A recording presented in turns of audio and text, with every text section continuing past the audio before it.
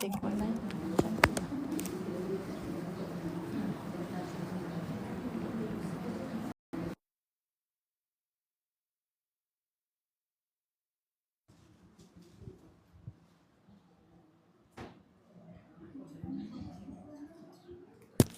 Mak sayang.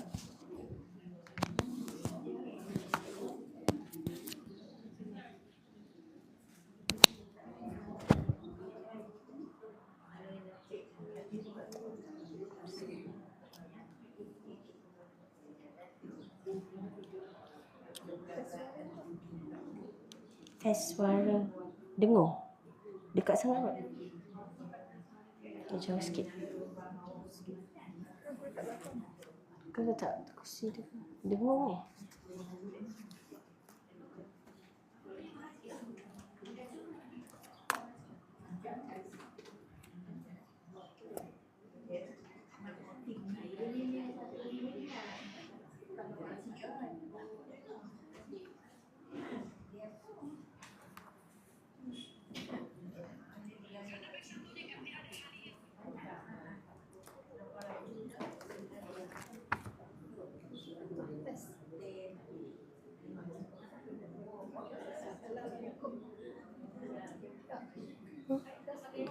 Okay, testing suara.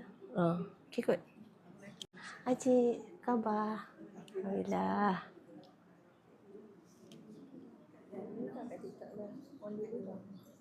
Tapi tak ada suara kan?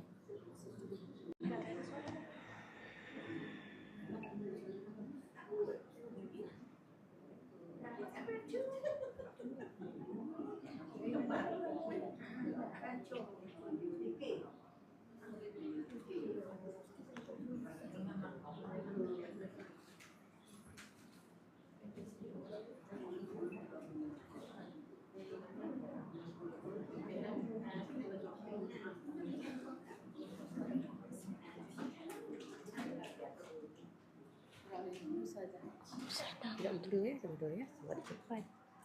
Apa dia? Dia dah meninggal, saya meninggal ya. Baiklah, Assalamualaikum warahmatullahi wabarakatuh. Syukur kita kepada Allah ya. Di pagi yang pada pagi Jumaat yang penuh keberkatan ini, kita dapat bersama menghadiri ceramah anjuran ketua muslimah kita bagi pihak penganjur, saya mengalu-alukan kehadiran pada hadirin sekalian dan mengucapkan jutaan terima kasih atas kesudian meluangkan masa untuk mengimarahkan majlis kita hari ini. Tanpa melengahkan masa, saya dengan segala hormatnya menjemput dan mempersilakan Ustazah Zarina untuk menyampaikan ceramah dengan segala hormatnya dipersilakan. Semoga majlis kita diberkati dan mendapat manfaat insya-Allah.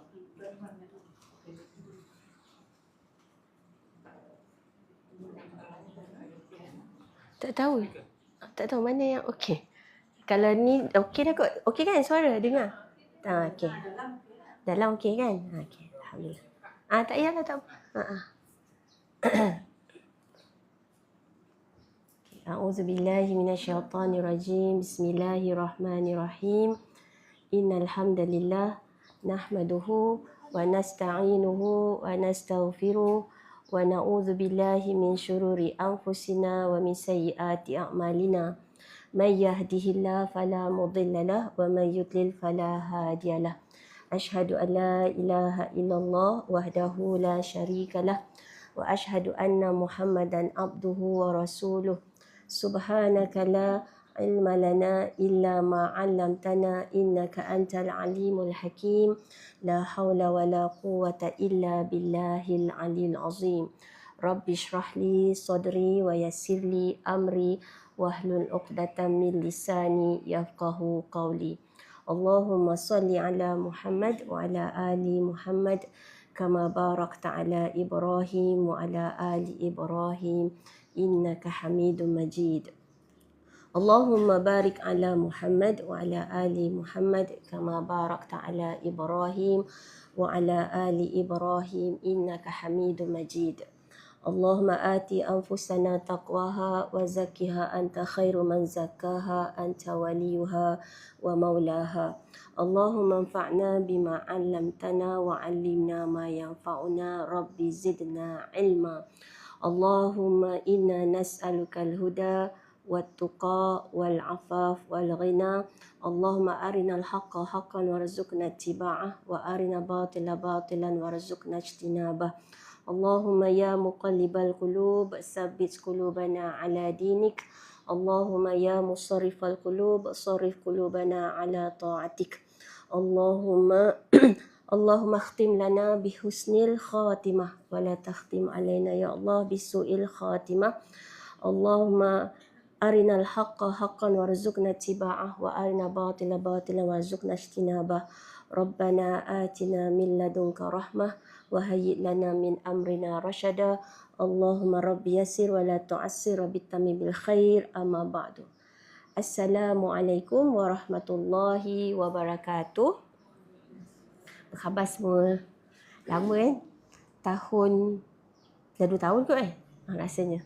Okey, Alhamdulillah hari ini hari Sayyidul Ayyam, penghulu hari, iaitu hari Jumaat. Masya Allah tabarakallah, berganda lagi sebab hari ini bersamaan dengan 10. Bahasa Arab 10 tu asyarah. Jadi ke-10, hari ke-10 dalam 1448 Hijriah. Hari ini dah hari ke-10. Kita berada dalam tahun baru 1448 Hijriah.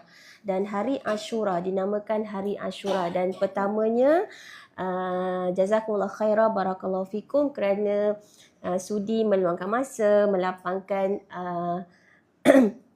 memanjangkan langkah sampai ke rumah Allah. Sungguh kita semua menjadi jemputan rumah Allah pada pagi ni. Hendaklah kita bersyukur sangat-sangat, nikmat hidayah dan taufik. Mudah-mudahan ada sesuatu yang dapat bawa balik pada hari ni.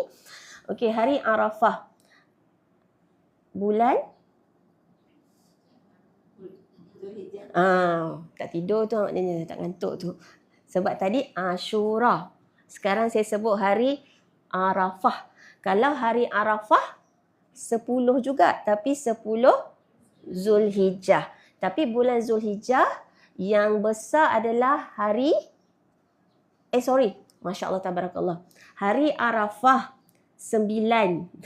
Raya Haji 10. Allah Akbar, minta maaf. Okey, Ashura, Arafah dekat-dekat. Kalau bulan Zulhijjah, bulan terakhir dalam takwim Hijriah, okey, yang besarnya adalah 10 hari awal bulan Zulhijjah. Nak cakap yang tu sebenarnya.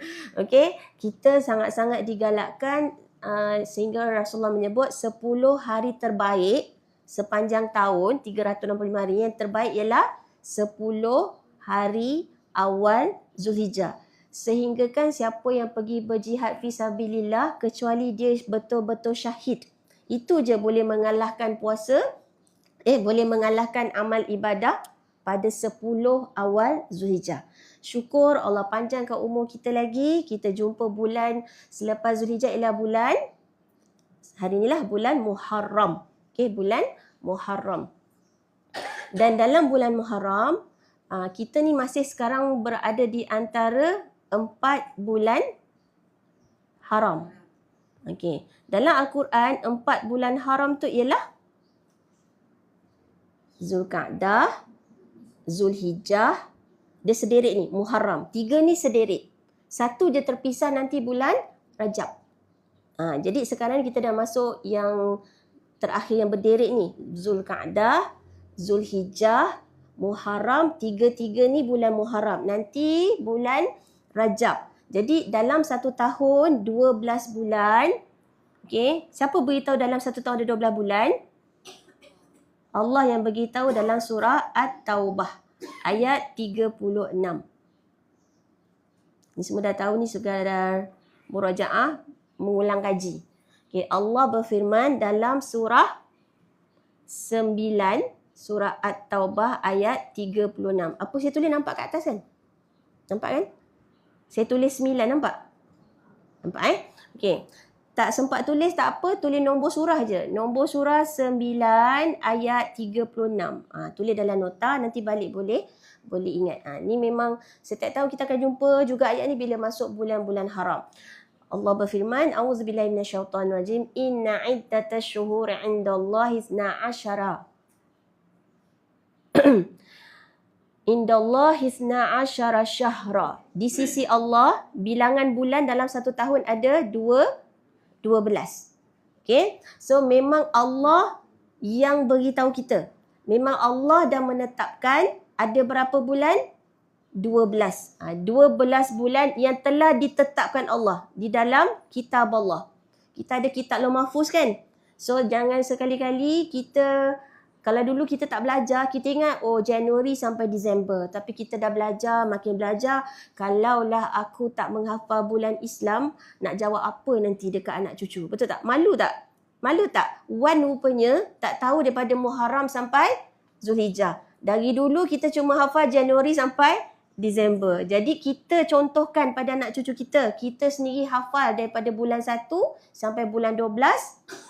Kalender Islam, bulan Islam. Kita ada identiti kita sendiri. Okay, kita ada tahun kita sendiri, kita ada bulan kita sendiri yang patut kita lebih besar-besarkan. Right? So, 12 ni memang dah disebut dalam Al-Quran, dah ditetapkan oleh Allah dalam kitabnya. Okay? Bukan kita manusia pandai-pandai, tak. Memang Allah dah tetapkan pada hari Allah menciptakan langit dan bumi. Okay? Dan Allah beritahu dalam 12 itu ada 4. Arba'ah hurum, bulan yang haram. Haram tu maksudnya daripada huruf ha, ra, mim, harama maksudnya dihormati, hormat. Maknanya bulan yang suci. Sebab tu kita panggil tempat suci Masjidil Haram. Kan, bulan-bulan haram maksudnya bulan yang dihormati, bulan yang suci. Jadi dalam 4 bulan ni kalau jahiliah lagi pun mereka tak berperang. Okay? Sebab itulah bulan haji, okay, ramai orang dari seluruh pelusuk datang menunaikan haji supaya mereka selamat pergi dan balik. Maka 3 bulan haji, Zulqa'dah, Zulhijjah, Muharram ni, Muharram dah tak ada bulan haji lah, tapi mereka nak balik pula tempat masing-masing balik kampung kan. Jadi itu tak boleh berperang. Okay, tak boleh berperang. Cuma saya nak tekankan dekat sini, Allah berfirman, Fala, maka jangan kamu aniaya diri kamu sendiri. 4 bulan haram ni special sangat-sangat sebab semua amal ibadah dilipat kali ganda. Tapi kita kena ingat, dosa pun dilipat kali ganda siapa yang buat maksiat dalam 4 bulan haram. Ini bukan bermaksud luar bulan haram esok boleh buat maksiat tau. Tak. Tapi nak maksudnya, maksiat memang tak boleh buat, dosa memang tak boleh buat. Tapi kalau buat lagi dalam bulan haram, lagilah bertambah lipat kali ganda dosa. Okay. So ni bulan Muharram. Jadi apa nak buat bulan suci ni? Perbanyakkan amal ibadah yang soleh. So khusus untuk bulan Muharram, okay, apa yang paling penting dalam bulan ni ialah pada 10 hari bulan, itu hari ini, hari Ashura. So kita dah sebut tadi antara 4 bulan haram. So memang wajib dihormati. Dan bulan ini bukanlah bulan Nabi berhijrah. Saya rasa ramai dah tahu. Alhamdulillah. Belajar sirah Nabi bukan berhijrah pada bulan Muharram. Jadi nasyid tu betul ke salah? Yang kita nyanyi berkecil tu. Salah Nabi bukan start. Nabi start daripada bulan Safar tapi Nabi sampai ke Madinah Rabiul Awal. Okay. Tapi sejarahnya Khalifah Umar Al-Khattab ketika nak menulis surat kepada kerajaan Rom dan sebagainya, kerajaan Rom ni dia dah ada tahun. Dia ada tahun Masihi. Islam tak ada tahun tapi Islam ada bulan. Nabi lahir bulan Gajah. Tapi tahun tak ada. Jadi mereka bermesyuarat, okay, nak pilih apa sebagai menunjukkan satu hijrah, satu tahun pertama dalam Islam. Maka ada yang kata tahun kelahiran Nabi dan sebagainya.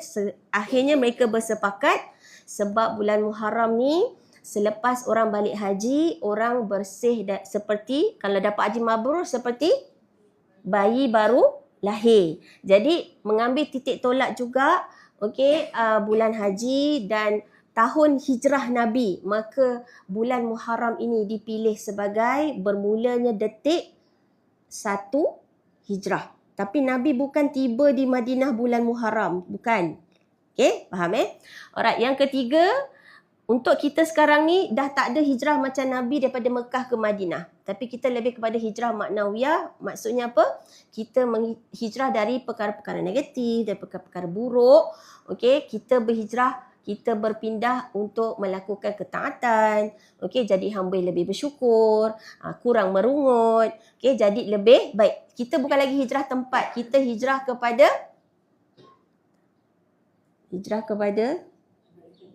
kebaikan. Kesimpulannya, kebaikan, ketakwaan, kita upgrade diri kita. Maknanya kita meninggalkan yang dulu-dulu, yang kita main beramal ikut-ikut orang, tak tengok dalil sahih ke tak sahih, main buat aja. Sekali tu rupanya salah. Okay.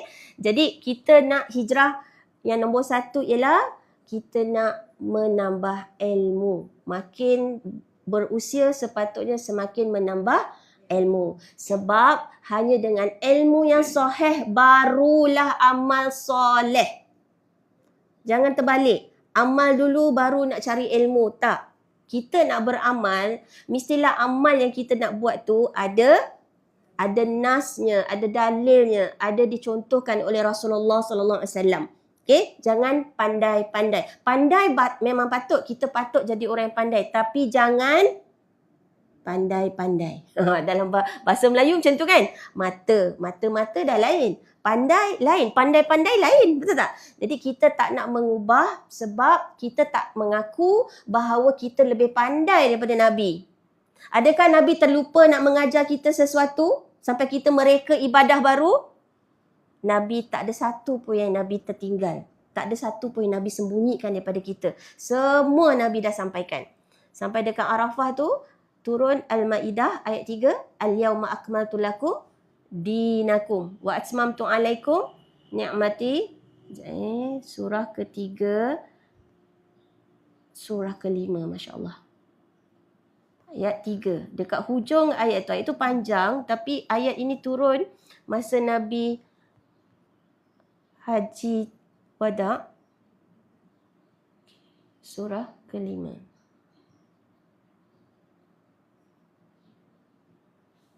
Al-yawma, hari ini, hari haji terakhir Nabi. Aku sempurnakan bagi kalian agama kamu. Wa atmamtu, aku cukupkan. Alaikum ni'mati wa raditu lakumul Islam Madinah. Okay? Jadi tak ada yang Nabi terlupa, Nabi tertinggal, tak. Semuanya dah sempurna, dah cukup, dah Nabi sampaikan. Tak perlu kita menokok nambah lagi. Okay? Boleh? So, cakap dengan diri sendiri, mulai hari ni aku nak beramal yang memang ada contoh dari Rasulullah SAW, yang ada hadisnya, yang ada perintahnya. Kalau hadis pula, make sure hadis sahih. Okay? Sebab tu yang paling penting dalam Islam, wahyu pertama dalam Islam, Iqra. Itu sudah melambangkan ilmu. Betapa pentingnya ilmu. Allah akan naikkan darjat seseorang berdasarkan ilmu yang dia ada. Okay, subhanallah. So, dah sempurna dan nikmat. Dah sempurna dan Allah dah redha Islam sebagai agama kita. Okay, kita pun doa setiap Fatihah apa? Siratal ladzina an'amta alaihim. Ni, dah sempurna dah. Okay, subhanallah akbar. Jadi itu peringatan untuk saya dan kita semua. Sudah tidak ada lagi yang kita nak mereka-reka yang baru. Semua amal ibadah sudah pun dah ditetapkan. Okay, dan ini adalah bulan suci. So ini adalah pengenalan sebagai bulan Muharram. Dan inilah hadis sahih yang mengatakan bulan Muharram adalah bulan Syahrillahil Muharram. Ni hadisnya boleh tulis hadis Muslim 1983. Okay, kalau saya sebut Quran, surah dan ayat. Kalau hadis, ada nombor dia. Ada rujukan. Okay, kalau pergi belajar, make sure pergi belajar dengan asatizah yang boleh kalau kita tanya sumbernya apa, rujukannya apa, dia boleh tunjukkan ayat Quran, dia boleh tunjukkan hadis. Okay? Kita kena jadi masyarakat yang berilmu, yang celik. Alright? Kalau masa sekolah dulu pun, ingat lagi masa SPM sekalipun, kalau jawab kertas soalan, cikgu selalu pesan, siapa bagi dalil, markah dia ekstra. Kan? Sebab dia bukan, maknanya dia bukan keluarkan pendapat dia. Ni memang daripada kata-kata Allah, qala Allah Ta'ala dan qala Rasulullah sallallahu alaihi wasallam. So Rasulullah bersabda, okay, dari Abu Hurairah radhiyallahu anhu secara marfu' dia berkata Rasulullah sallallahu alaihi wasallam pernah ditanya, solat apakah yang paling utama? Solat apakah yang paling utama setelah solat wajib? Dan puasa apakah yang paling utama setelah puasa Ramadan? Maka baginda menjawab, solat paling utama adalah setelah solat wajib adalah solat malam, qiyamul lail. Waktu tahajud lah. Kita tidur, lepas tu kita bangun pertengahan malam. Dan yang paling best sekali, sepertiga akhir. Kalau pertengahan malam tu kadang-kadang kita terlajak lagi kan. Sebab malam tu baru setengah. Kita memang tengah nyenyak lagi tu. Tapi janganlah tak bangun di sepertiga akhir. Okay. Dan puasa paling utama setelah Ramadan. Maksudnya Ramadan tu ialah puasa wajib. Fardu. Tu puasa nombor 1. So kalau nak ikutkan, lepas puasa Ramadan ialah puasa, Rasulullah sebut puasa di bulan Muharram sebab dia adalah Syahrillah. Disandarkan bulan itu bulan Allah. Jadi pada saya hari ini, kalau kita biasanya, manusia yang biasa-biasa, kalau hari yang happy-happy, hari yang best-best, kita buat apa? Kita buat makan-makan. Betul? Betul. Tapi dalam Islam, apakah tanda kesyukuran? Apakah tanda kesyukuran? Puasa. Bukan makan-makan. So kita ni banyak tak dah terbalik? Banyak terbaliknya. Faham tak ni? Okay, subhanallah akbar. Jadi, sebelum saya lebih lanjut, sebelum saya terlupa, okay, tadi bulan Zulhijjah, apa kisah Nabi yang selalu kita dengar? Kalau bulan Zulhijjah, mesti kita dengar kisah Nabi Ibrahim. Kan? Sebab kalau bulan raya haji, raya korban. Selalunya korban, ibadah korban kita akan ingat kepada peristiwa Nabi Ibrahim mendapat perintah untuk menyembelih putera baginda Nabi Ismail. Tetapi subhanallah akbar, bayangkanlah kalau kita yang bertahun-tahun tak ada anak, tiba-tiba dapat anak, lepas tu diperintahkan kena tinggal kat Mekah yang kering kontang, lepas tu kena tinggalkan tak tengok-tengok, lepas tu dapat pula perintah boleh pergi tengok pula, lepas tu baiknya anak kita tu tiba-tiba dapat perintah suruh sembelih. Rasa-rasa boleh? Rasa-rasa tergamak tak? Ni bukan anak yang jahat, anak yang kurang ajar tak? Ni anak yang memang soleh. Rasa-rasanya boleh tak? Oh, sebab tu kalau namanya pengorbanan, kita faham. Kalau dia macam senang je kita nak keluar, nak buat, itu tak ada sampai tahap pengorbanan. So kalau ingat korban, qaraba, qarib, sahabat qarib maknanya sahabat dekat. Jadi kita buat pengorbanan untuk kita mendekatkan diri kita kepada Allah. Jadi kita tak perlu pun sembelih anak kita, dan even keikhlasan, ketaatan Nabi Ibrahim, cinta Nabi Ibrahim kepada Allah mengatasi cinta kepada anaknya, terbukti sebab Nabi Ibrahim sami'na wa ta'na, Nabi Ibrahim qalbun salim yang tak pernah akan melawan perintah Allah. Maka atas ketaatan itu Allah gantikan anak tu dengan kibas. Jadi kita copy, kita ikut sejarah Nabi Ibrahim. Alright, dan Nabi Ibrahim juga ada peristiwa juga yang berlaku pada Ibrahim, ialah Nabi Ibrahim dibakar hidup. Dibakar hidup. Dan api tu kayu yang dikumpul tu, Masya Allah tabarakallah, bukan sikit. Okay, rasanya memang confirm takkan hidup. Tapi Nabi Ibrahim tetap masuk dalam unggun api tu kan, subhanallah. So hebat tak cabaran Nabi Ibrahim? Hebat sangat. So hari ni kita akan masuk kisah Nabi Musa pula. So lepas ni kita kena ingat, lepas ni jumpa anak cucu, kalau tiba bulan Zulhijjah, apa yang kita nak cerita pada anak kita?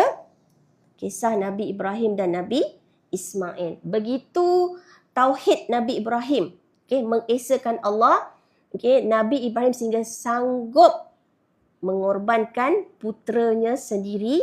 Okay, subhanallah akbar. Jadi kita nampak tak ada satu yang boleh menandingi cinta Nabi Ibrahim kepada Allah. So sepatutnya itu yang kita nak contohkan. Jadi semua yang ada dalam hati ni keluarkan. Tinggalkan hanya satu, iaitu pencipta hati ni. Kalau dulu zaman bercinta, hatiku milikmu lah, apalah, tak ada. Sekarang ni kita dah belajar, kita faham. Hati ni milik siapa? Rabbil Alamin. Yang mencipta ni. Anak, harta, semua duduk kat mana? Genggaman tangan. InsyaAllah ni untuk diurus. Okey? Tapi dalam ni, harta ke, orang ke, pangkat ke, buang. Tinggalkan hanya satu saja. Allah Al-Wahid. Allah Al-Ahad. Okey? Jadi, kalau musim haji, raya kurban, ingat Nabi Ibrahim. Ingat Nabi Ismail. Right? Sekarang pindah bulan, pindah tahun, bulan Muharram, kita nak belajar tentang kalau Nabi Ibrahim, tauhid melalui pengorbanan. Ingat Nabi Ibrahim, kita belajar tentang tauhid, mengesakan Allah melalui pengorbanan. Okay, now bulan Muharram, tiba hari Ashura, ialah kita nak belajar tentang tauhid, untuk ingat tentang tauhid melalui pergantungan kepada Allah ketika tak ada jalan keluar. Itu beza dia. Bulan Zulhijjah, ingat Nabi Ibrahim, ingat Nabi Ismail. Apa yang kita dapat ibrah? Apa pengajaran besarnya? Iaitu tauhid. Tauhid melalui apa? Pengorbanan. Tapi bila masuk bulan Muharram, okey, memang kerja kita adalah mentauhidkan Allah, mengesakan Allah. Itulah hidup mati kita sampai kita nak mati pun dengan kalimah la ilaha illallah. Tiada ilah yang sebenar-benar yang layak disembah kecuali Allah. So, hari ni, hari Ashura, ialah kita nak ambil ibrah tentang tauhid, mengesakan Allah melalui pergantungan hanya kepada Allah di saat tak ada dah jalan keluar. Tak ada. Okay, subhanallah. Cuba bayangkan apa berlaku pada Nabi Musa. Di depannya laut, di belakangnya tentera Fir'aun ratusan ribu. Dia dengar kuda, dia dengar pedang, dia dengar tentera Fir'aun. Bani Israel ni, Nabi Musa, Bani Israel, itu yang dia dengar. Ramainya, besarnya, dan depan tu laut. So cuba bayangkan. Kalaulah kita pada waktu itu ada di situ. So hari Ashura ni, kenapa sampai besar hari ni? Maksudnya fadilatnya besar. Kenapa? Kalau kita yang kita nak suruh orang ingat ialah birthday kita, anniversary kita, bila kita graduate, bila kita tu naik pangkat, bila-bila. Tarikh tu penting bagi kita, betul tak? Tapi dalam Islam, okay, hari-hari gembira yang untuk kita ingat tu ialah pastikan cuba kita tengok apa ibrah di sebalik hari tu. Dalam Islam, dalam Al-Quran, bila disuruh kita untuk sampai ke tahap macam hari ni berpuasa, ini adalah satu hari yang sangat besar, ni pun bulan Haram, mesti ada kisah para Nabi yang diceritakan dalam Al-Quran. Mesti ada. Macam tadi Zulhijjah, kisah Nabi Ibrahim. Banyak dalam surah As-Saffat kan. Okay, kalau kisah Nabi Musa dalam surah 26 Al-Qasas. Masya Allah. Al-Qasas tu 28. Asy-Syu'ara. Okay. Allahu Akbar. 50.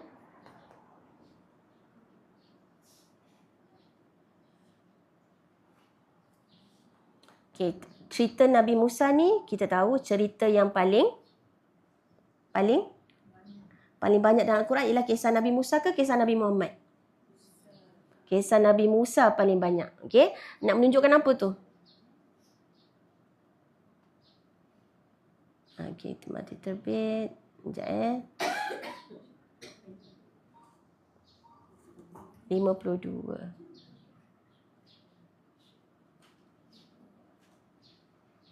Okay. Kronologi kisah Nabi Musa sangat-sangat panjang.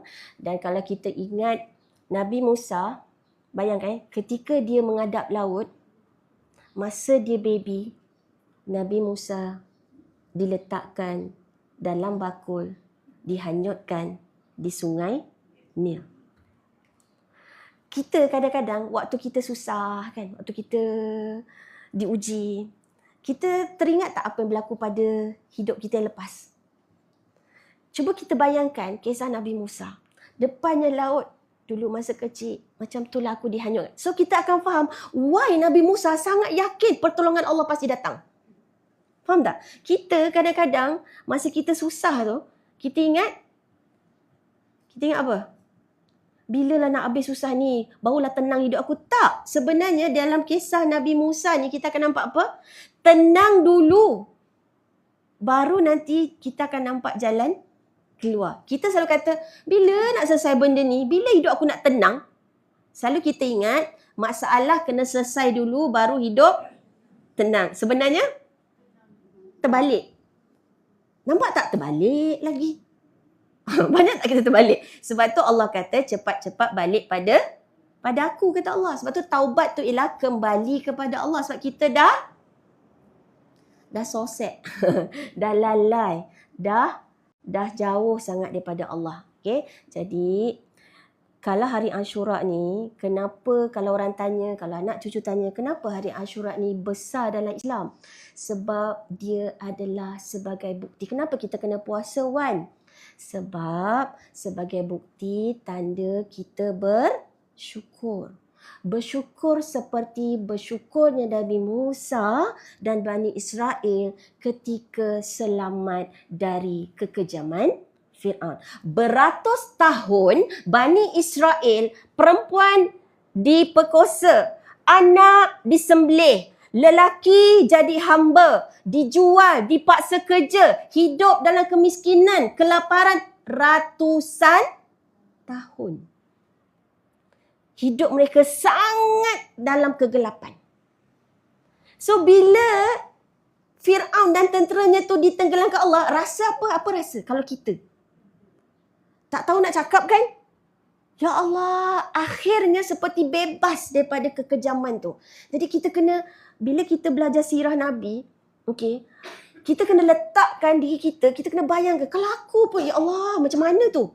Kan? Ratusan tahun hidup dalam kegelapan, kekejaman, kezaliman Fir'aun. Dan kalau kita letak pula macam kita tahu Nabi Musa, sekarang depan aku laut, macam itulah aku kecil dulu, aku pun dihanyutkan di sungai Nil. Tapi kerana keyakinan mak aku begitu meyakini ilham daripada Allah, suruh hanyut, susukan kemudian hanyut. Dan Allah letak dalam surah, tu yang 28 surah 28. Saya akan jam-jam surah, just dengar je cerita. Boleh? Dekat ayat 7.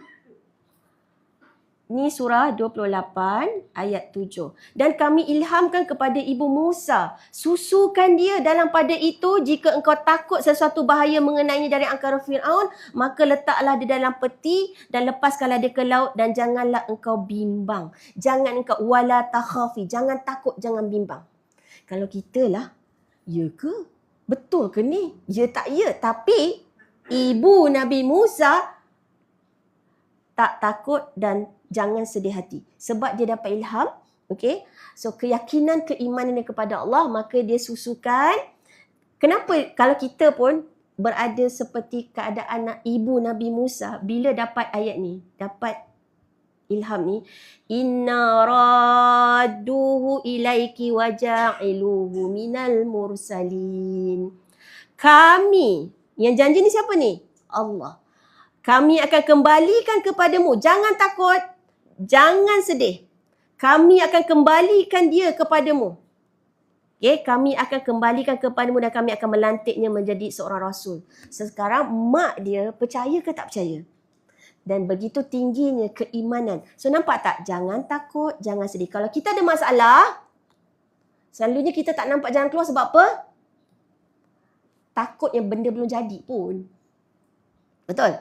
Dan terlalu sedih, overthinking, anxiety, sedih sebab tak nak move on. Asyiklah duk terkenang sejarah dulu. So, jangan takut benda belum jadi. Jangan sedih benda yang dah jadi. Itu formula dari Allah. Allah beritahu kita.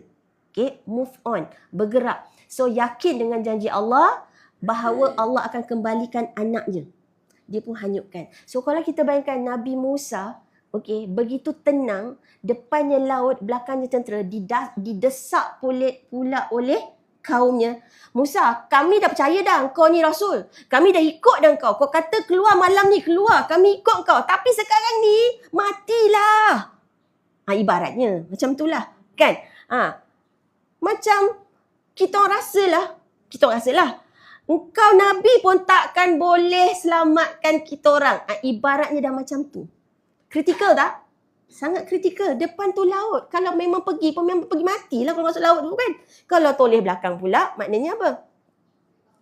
Memang kena bunuh lah. Kan? Dah menanti dah. So, ibaratnya, nampak tak? Bani Israel, kaum Nabi Musa, sudah pun goyah iman. Iman dah tak kuat. Sampai dah kata, yang ada kat tangan kau pun, tongkat je. Kan? Yang belakang ni tentera dengan pedang. Depan ni pula lautan. Ya ke kau boleh selamatkan kita orang? Kan? Tapi tenangnya Nabi Musa. Betapa tenangnya Nabi Musa, iman Nabi Musa. Kalau Nabi Ibrahim boleh diselamatkan. Kalau Nabi Yunus boleh dikeluarkan daripada perut ikan, gelap malam, gelap perut ikan, gelap laut. Kenapa pula kita tak boleh diselamatkan? Sebab kita berdoa pada Rob yang sama. Tuhan yang sama yang telah selamatkan Nabi Ibrahim, Tuhan yang sama yang telah selamatkan Nabi Yunus. Dah kenapa kita nak goyang waktu ni? Nampak tak? Bila kita dilanda ujian masalah, selalunya tak nampak jalan keluar sebab apa? Kita tak cari Allah.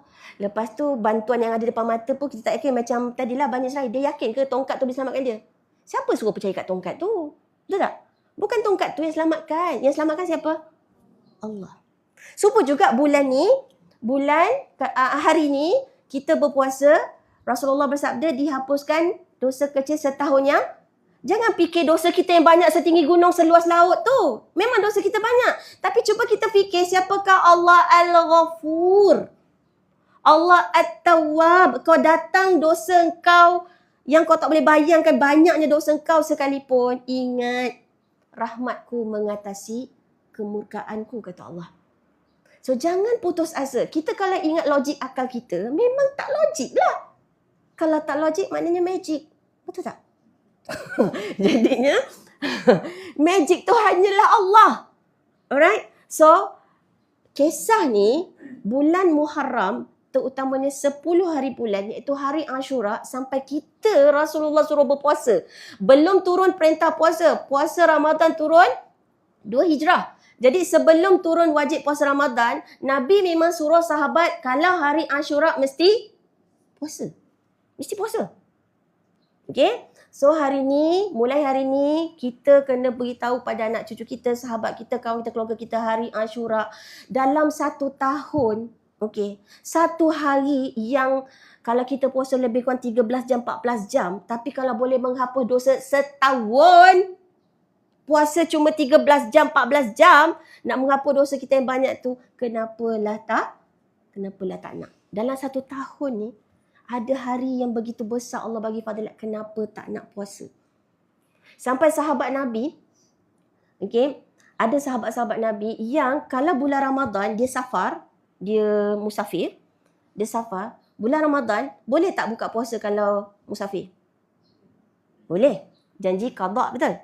Tapi kalau dia safar dalam hari Ashura, dia tak akan buka puasa. Dia tetap akan puasa. Itu nak menampakkan, sebab dia kata apa? Ramadan boleh qada. Tapi Ashura takkan jumpa lagi dalam 1 tahun. Kalau panjang umur, jumpalah lagi tahun depan.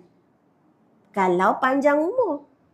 So kalau tak puasa hari Ashura, so siapa hari ni belum makan apa-apa, okay, ni kalau nak niat puasa sunat je, boleh lagi.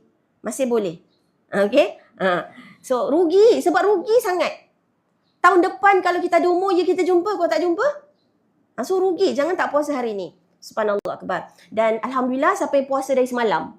Sebab memang Nabi bersabda juga, bila sampai Nabi ke Madinah, Nabi tengok orang Yahudi, dia macam hari raya tau, pakai baju baru. Bergembira betul hari Ashura. Sebab apa? hari mereka dibebaskan dari kekejaman Fir'aun. Sebab tu mereka meraihkan, mereka sangat gembira. So Nabi Muhammad SAW kata, aku lebih berhak, orang Islam lebih berhak ke atas Nabi Musa daripada orang Yahudi.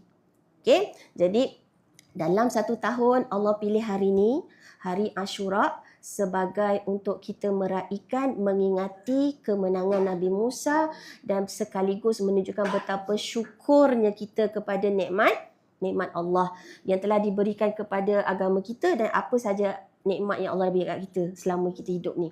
Okay, subhanallah. So kalau kita bandingkan kekuatan Fir'aun dengan kekuatan Nabi Musa, mana lebih kuat? Mana lebih kuat? Fir'aun ada tenteranya, betul? Ratusan ribu, lepas tu kaya, ada istana, ada kuasa. Nabi Musa waktu tu tak ada senjata lagi. Bawa pun di kalangan hamba lah, hamba-hamba abdi. Kalau zaman tu. So kalau logik, siapa menang? Fir'aun lah menang. Tetapi nampak tak? Kemenangan bukan bergantung pada kekuatan makhluk.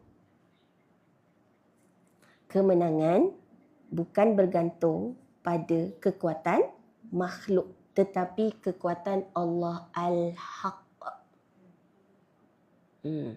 Okay? Bergantung, tetapi kekuatan Al-Haq. Ingat laut tu terbelah bukan sebab tongkat Nabi Musa. Laut Merah terbelah bukan sebab tongkat Nabi Musa. Siapa yang belah laut tu? Allah. So atas apa semua kisah para Nabi sebenarnya nak membawa kita mentauhidkan Allah. So apa je berlaku dalam hidup kita, nombor 1 ingat Allah. Macam cikgu buat kertas soalan peksa, jawapan tu siapa yang tahu? Cikgu lah. Jadi Allah buruk qada, qada dan qadar buruk dan baik kita kena beriman. Okay, jangan bukan nak beriman yang baik je. Yang buruk tu pun kita tahu Allah dah menulis takdirnya begini. Okay, kita beriman, kita terima. Subhanallah, Allah Akbar. Jadi Allah lah yang akan selesaikan sebab hanya Allah lah sahaja yang tahu apa hikmah, apa kebaikan, macam mana nak settle masalah-masalah hidup kita. Right? Subhanallah. Ingat yang belah, selama ni kita cerita, tahu tak tongkat tu belah laut. Lepas ni tukar. Siapa yang belah laut tu? Allah. Kan lepas ni cerita ke anak-anak, oh hebatlah tongkat. Dah disuruh cik tongkat pula. Nanti yang nampak hebat ialah tongkat. Sebenarnya kita patut mengagungkan, membesarkan kebesaran Allah. Okay. Jadi kalau surah Ibrahim 14 ayat 5. Okay. Pun ada kisah Nabi Musa. وَلَقَدْ أَرْسَلْنَا مُوسَى بِآيَاتِنَا أَنْ أَخْرِجْ قَوْمَكَ مِنَ الظُّلُمَاتِ إِلَى النُّورِ. Dan sesungguhnya kami telah mengutuskan Nabi Musa dengan membawa mukjizat-mukjizat. Okey, ayatina ni tanda-tanda mukjizat-mukjizat daripada Allah. Sambil kami berfirman, hendaklah engkau mengeluarkan kaummu dari gelap gelita kufur kepada cahaya iman. Dan ingatkanlah mereka dengan hari-hari Allah, hari yang besar. Sesungguhnya demikian itu mengandungi tanda-tanda yang menunjukkan kekuasaan Allah bagi setiap seorang yang kuat bersabar lagi kuat bersyukur. Nampak? Tadi, jangan takut, jangan sedih. Jangan takut benda yang belum jadi. Jangan sedih benda yang dah jadi. Kalau ayat ni kita belajar apa? Sabar, syukur. Dua ni ibarat dua sayap burung yang burung takkan boleh terbang kalau hanya ada satu sayap. Kita orang beriman, dua sayap, satu sayap sabar, satu sayap syukur. Sayap sabar bila nak guna? Ketika dapat musibah. Sayap syukur bila nak guna? Ketika dapat nikmat. So kita baca tiap-tiap malam, liyabluwakum ayyukum ahsanu amala. Okey, selagi kita hidup, kita berada di medan ujian. Apa yang Allah akan uji? Allah akan uji dengan nikmat. Pandai tak bersyukur? Kalau pandai, lulus. Allah datangkan musibah, pandai tak bersabar? Kalau bersabar, lulus. Hidup kita tak dilanda nikmat, dilanda musibat. Yang penting kita sedar, kita tahu. Nikmat, aku kena lulus dalam bab syukur. Apa itu syukur? Syukur itu taat. Sebab tu sabar paling tinggi ialah sebenarnya sabar dalam menjalankan ketaatan kepada Allah. Sabar yang kedua, sabar dalam meninggalkan larangan Allah. Sabar yang ketiga, barulah sabar ketika dilanda musibah. Okay? So, penyelesaian hidup kita semuanya dah ada dalam Al-Quran. Tapi bila kita sekadar baca dan mengejar khatam, kita tak nampak itulah sebagai jalan penyelesaian. Kita asyik tanya bila, kita tanya kenapa kita, orang lain tak kena pun, asyik kita je. Maka kita pun mulalah, kalaulah aku ada duit, lagi? Kalaulah ada orang datang tolong, lagi? Kalaulah aku sihat.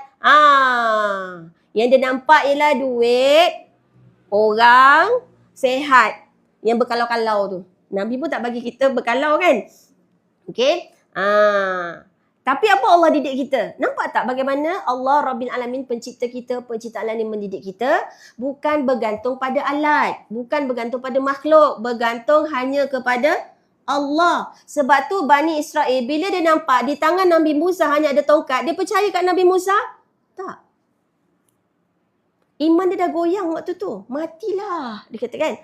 Sebab diingatkan tongkat tu yang selamatkan dia. Okay, so bergantung bukan pada laut, bergantunglah kepada pemilik laut. Bukan bergantung pada suami, bergantung pada pemilik suami. Bukan bergantung pada anak, bergantung pada pemilik anak kita tu. Betul? So betulkan balik hati kita ni. Okay. Oh dah salah dah, aku bergantung kat Ubek lagi. Oh tak boleh, akak tak boleh ni. Lepas tu kalau dia cerita pun ubat tu yang menyembuhkan dia tu mengalahkan Allah Asy-Syafi yang menyembuhkan. Okay, subhanallah. Jadi ketika kita manusia diuji hutang, diuji bisnes, diuji sakit, diuji anak, diuji rumah tangga. Kadang-kadang seperti cuba kita ingat kisah Nabi Musa. Cuba pergi tepi laut. Padahal orang banyak masalah suka pergi tepi laut kan? Patutnya kita tepi laut ingat macam mana Nabi Musa berdepan dengan masalah. Jadi diingatlah, laut pun Allah boleh belah. Mesti ada jalan keluar. Tapi kita tepi laut, udahnya ingat apa? Udahnya ingat apa? Dia kata dia pergi healing lah kan. Kena naik kapal terbang, kena pergi pulau, kena pergi tepi pantai, tepi terjun. Tapi balik bawa hutang, baju kotor, penat, duit habis, anak sakit. Betul? Tapi sebenarnya kita just boleh imagine je. Kita berpandukan Al-Quran, kisah Nabi, macam mana Nabi Musa ketika berdepan dengan masalah yang sangat kritikal.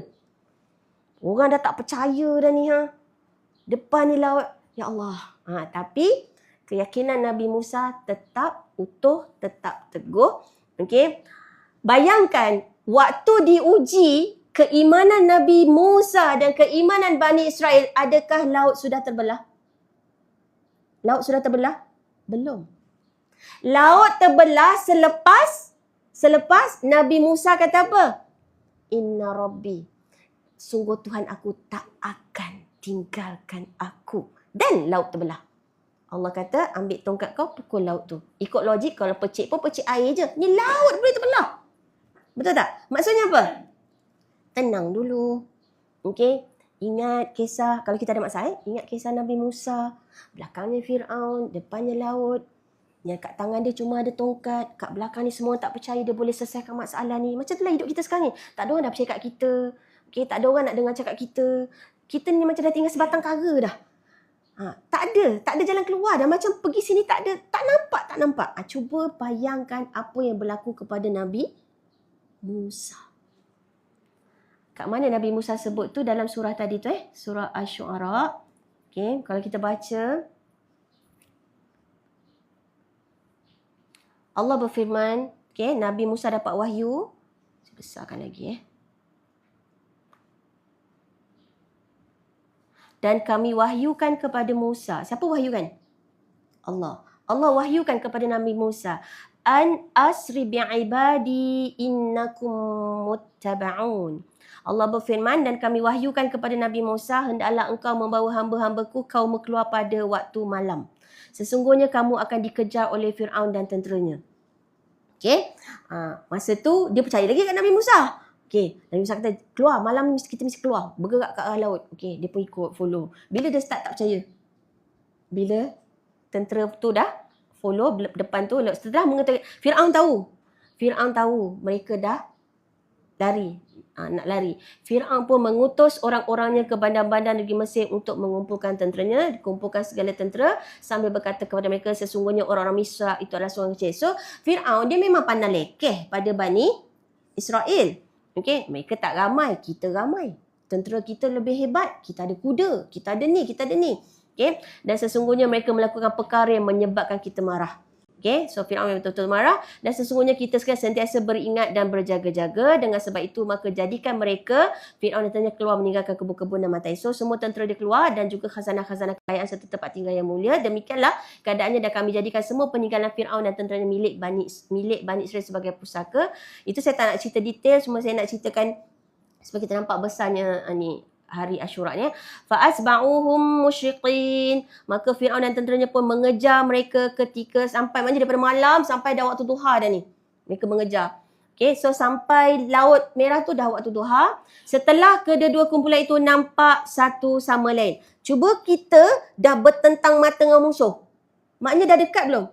Kalau Allah kata dah nampak, maknanya tentera tu dah dekat sangat. Masa malam dia bergerak tu, Firaun dan tentera belum lagi bergerak. Okay? So, bila dah nampak, maknanya dah dekat, berkatalah orang-orang Nabi Musa, habislah. Inna lamudrakun. Habislah kita. Matilah nak. Contoh kan? Memang matilah. Jawabnya seperti itulah. Tapi apa jawab Nabi Musa? Qala, Musa berkata, kalla, sekali-kali tidak, tidak sekali-kali. Itu dia keimanan para Nabi. Kalau Nabi Ibrahim dengan Nabi Ismail, macam mana bulan Zulhijjah? So kita masuk Muharram, dekat sangat kan? Lepas je sebulan, kita dah masuk kisah lagi satu Nabi Ulul Azmi, Nabi Musa. Okay? Kalla, sekali-kali tidak, inna ma'ya rabbi sayahdin. Sesungguhnya bersertaku, bersama aku. Sebab tu kita ni letak Allah dekat sini. Kemana-mana kita pergi, supaya kita ingat Allah tak pernah tinggalkan kita. Kita kalau faham Quran, semakin kita faham, semakin kita nampak apa? Akhirnya kita akan mengaku, Allah tak pernah kecewakan aku. Selagi kita belum sampai tahap tu, belajar Quran, belajar lagi, belajar lagi, belajar lagi. Bila kita dah sampai tahap, ya Allah, takdirmu tak ada pun yang silap. Takdirmu semuanya terbaik. Kau tak pernah kecewakan aku. Aku yang silap langkah. Maka kita pun mengaku kelemahan kita. Kalaulah bukan kerana hidayahmu, ya Allah. Kalau bukanlah kerana rahmatmu, ya Allah. Kalau bukanlah kerana Al-Quranmu, ya Allah. Kalau bukanlah kerana Rasulmu, ya Allah. Kalau bukanlah. Semuanya salah kita. Dan semua yang terbaik itu dari Allah. Maka kita mengagung-agungkan Allah. Membesar-besarkan Allah. So, berpandukan kisah-kisah Nabi yang memang dah ada dalam sahih dalam Al-Quran, yang ada dalam hadis. Itu yang kita ambil iktibar. Itu yang kita jadikan contoh. Okay? Apatah lagi kalau memang tu kisah diri sendiri. Berlaku kat diri sendiri kan? Lagi kuat kita akan yakin insya-Allah. Jadi jangan fikir akan berlaku yang demikian. Bila kaum dia kata apa? Habislah kita akan ditawan. Nabi Musa kata apa? Mustahil, tak mungkin. Tuhan yang sama selamatkan Nabi Ibrahim, Tuhan yang sama selamatkan Nabi Yunus, pasti selamatkan aku, pasti selamatkan kita semua. Itulah keyakinan yang kita kena bina dalam diri kita. Selalunya, percaya tak? Kita akan nampak melalui kisah ni, pertolongan, solusi, penyelesaian akan datang pada titik paling buntu. Titik yang paling rendah. Di saat kita rasa macam, ya Allah, aku hanya ada kau je sekarang. Itulah momen tu, percayalah. Betul, tiba-tiba kita akan nampak jalan keluar. One by one. So Allah lepas satu sebab apa? Bagi masalah anak tak sedar, masalah suami tak sedar, masalah duit tak sedar, masalah bisnes tak sedar juga. Allah ambil semua. Akhirnya bila Allah ambil semua, tak ada satu pun tinggal, dia kata apa? Aku hanya ada kau je Allah. Itu yang Allah nak. Allah nak kita balik pada dalam keadaan bersih, suci. Okey, faham So selalunya, so buat kesimpulan apa dia? Keyakinan dulu, yakin dulu, solusi pasti datang. Keyakinan itu ialah keimanan kepada Allah, dan selalunya jalan keluar tu akan datang bila kita dah sampai titik paling buntu. Tapi syarat, jaga iman. Syaratnya jaga iman. Allah akan bagi jalan keluar. Inna ma'ayya rabbi sayahdin. Tapi seandainya kita disebabkan ilmu kita yang terbatas, iman kita yang lemah, kok kita tak nampak juga jalan keluar, namun yakin juga. Tanamkan seyakin-yakinnya, aku redha dan aku yakin Allah Al-Alim, hanya dia je tahu apa yang terbaik untuk aku. Memang hari ni aku tak nampak lagi apa kebaikan semua ni, apa hikmah semua ni, engkau adalah hakim. Tapi aku yakin pasti ada hikmah dan kau atur ni sebab hanya kau je yang ada ilmu tentang masa depan. Pernah tak cuba renung diri sendiri, pernah tak setelah 5 tahun berlaku yang kita tak suka tu, hari ni baru kita sedar, ya Allah, patutlah aku kena pindah sini. Patutlah aku ni. Benda tu dah berlaku 10 tahun dulu dah. Tapi kita dapat hikmahnya tu bila kita faham, akhirnya kita faham setelah 10 tahun. So tak apalah, yang paling penting syukur dulu walaupun lambat. So sebenarnya berserahlah pada ketentuan Allah, cepat atau lambat. Betul? Boleh? Kita pasti diuji. Allah dah confirm dah. Kita dah lalui COVID berapa tahun hari tu? Betul? Kemudian perang, krisis minyak, macam-macam lah hidup kita ni. Tsunami, banjir, gempa bumi. Macam-macam ujian tu tak Allah bagi. Kenapa? Untuk apa? Untuk kita balik pada dia. Keimanan kita. Patutnya lagi besar ujian, lagi tinggi, bertambahlah iman kita kepada dia. Keyakinan kita bahawa Allah tak akan datangkan ujian ni kalau aku tak mampu. Allah tak akan bagi sesuatu yang di luar kemampuan kita. Contoh, sekarang ni hari Jumaat. Okay, macam Tuan Najib lah, solat Jumaat hari ni. Adakah hari ni kena sekali solat Jumaat untuk Jumaat depan? Hari ni kena buat? Ada tak? Allah suruh buat Jumaat yang hari ni lah kan? Betul tak? So, apa yang belum, Allah tak suruh buat lagi. Betul? Betul? Tapi kita kalau minta rezeki, 7 keturunan tak habis.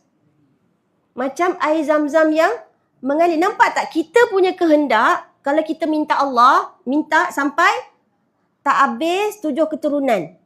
Tapi Allah perintahkan kita, ada Allah suruh kita buat sesuatu yang kita tak mampu. Kita pun tak tahu kita hidup ke tak minggu depan. Jadi, buat apa pula nak Zuhur minggu depan nak kena buat hari ni? Betul tak? Faham tak? Jadi, ya Allah Tuhanku, betapa teruknya lah aku ni.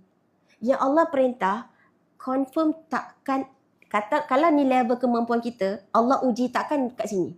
Sebab kemampuan kita sampai sini je. Allah akan uji kemampuan kita. Allah datangkan ujian, sampai sini dia akan berhenti. Sebab Allah dah tahu ni lah level dia.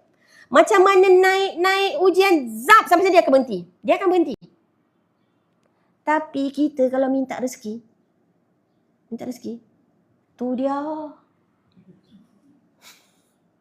Betul tak? So, Allah Akbar. Pujilah Allah, agungkanlah Allah, ya Allah ya Tuhanku. Okay, so ini ayat yang sangat penting. Inna ma'aya rabbi sayahdin. Sesungguhnya aku sentiasa disertai oleh Tuhanku dengan pemeliharaan dan pertolongannya. Dia akan menunjuk jalan kepadaku, hidayah. Sebab tu kalau kita belajar tadabbur Fatihah, ihdina, hidayah itu ialah terkait dengan nama Allah Ar-Rahman Ar-Rahim. Rahmat Allah yang terbesar ialah Allah beri kita hidayah. Sebab itu wajib setiap rakaat, walau solat sunat, walau solat seorang diri, wajib baca Fatihah. Sebab dalam surah Al-Fatihah ada doa yang sangat agung yang wajib minta, ialah ihdinas siratal mustaqim. Sebab hidayah tu sangat penting. Sangat-sangat. Tapi yang kita nampak ialah duit, harta, lagi pangkat, lagi kesihatan. Ya akak tak boleh, akak kalau tak ada 5,000 cash dalam beg, akak tak keluar rumah. Aboy, kita 50 sen pun lek-lek je kan. Okay. Bayangkan ada orang macam tu. Ada orang pula, akak kalau tak ada Panadol dalam handbag, akak tak keluar rumah. Oh, kesiannya kau. Cakap kan. Oh, sampai dia kata, IC tertinggal tak apa, jangan Panadol tertinggal. Mak ai kesiannya. Nampak tak? Jadi, subhanallah, Allah Akbar. Pergantungan kita. Ubah. Okay? Bergantung. Pertolongan Allah pasti datang. Di saat kita paling terakhir, macam dah habis. Dah tak nampak jalan keluar. Tapi ingat, Allah maha berkuasa. Okay? Kita selalunya dah dapat hasil, baru taat. Nabi Musa taat dulu, beriman dulu, yakin dulu. Laut belum terbelah. Laut tu terbelah setelah Nabi sebut inna ma'aya rabbi sayahdin. Okey? Barulah fa'auhayna ila Musa an idrib bi'asakal bahr fanfalaqa fakana kullu firqin kattawdil azim. So begitu yakinnya Tuhan aku pasti tunjuk jalan, lalu kami wahyukan. Ingat kita tunggu dah settle, baru nak bersyukur, baru nak happy, baru nak bertenang. Patutnya bersyukur dulu. Syukur tu taat. Taat apa je perintah Allah. Aku esok kau kaya, aku sedekah. Aku bukan nak sedekah. Tunggu kaya. Sepatutnya sedekah sampai kaya. Bukan tunggu kaya baru sedekah. Banyaknya terbalik. Kalau tak belajar Quran, kita takkan nampak, kita takkan kenal diri kita. Perangai sebenar kita. Sebab tu tadabbur wajib. Kalau just khatam daripada kulit ke kulit, tapi tak berubah hidup, maknanya apa? Maknanya baca tanpa faham. Al-Quran adalah petunjuk. Petunjuk tu kita nampak bila kita faham. Dan bila kita faham, baru kita amal. Ni dia terus loncat pergi amal. Kat mana ayat tu, cerita tu tak tahu. Syukur lepas ni balik, sekurang-kurangnya anak cucu balik, Wan dah tahu dah kat mana duduk ayat Nabi Musa pukul pakai tongkat laut tu. Kau tahu? Kau tak tahu? Tak apa, Wan tahu. Sekurang-kurangnya macam tu lah anak cucu kita. Awesome lah Wan. Baru keluar awesome. Dia selama ni balik kampung jerejak. Dia kata apa? Tak awesome. Sebab ada durian kan? Sebab ada jeram. Sekurang-kurangnya dia kata canggih awan aku. Dia tahu surah mana, ayat mana. Dia tahu. Hebatlah mak aku. Dia tahu rupanya jalan keluar. Rupanya kita ni terbalik. Boleh? Boleh tak ni? Sebenarnya kita dulu syukur. Untung kau 30 dapat ilmu ni. Mak ni nak 70 dah. Barulah tersedar mak ni terbalik. Jadi kita apa-apa hal syukur dulu. Allah belum panggil masuk dalam tanah lagi ni. Kok malam ni masuk tanah sekurang-kurang hari ni dah. Allah, syukurnya Allah kau betulkan hidup aku. Salah rupanya Allah, salah sangat pun ni aku sangkakan kalau duit aku banyak, anak aku 5, kereta seorang satu, rumah seorang satu, aku boleh mati dengan aman. Bak kata Piramli apa? Mati dalam itu sebenarnya mati dalam iman.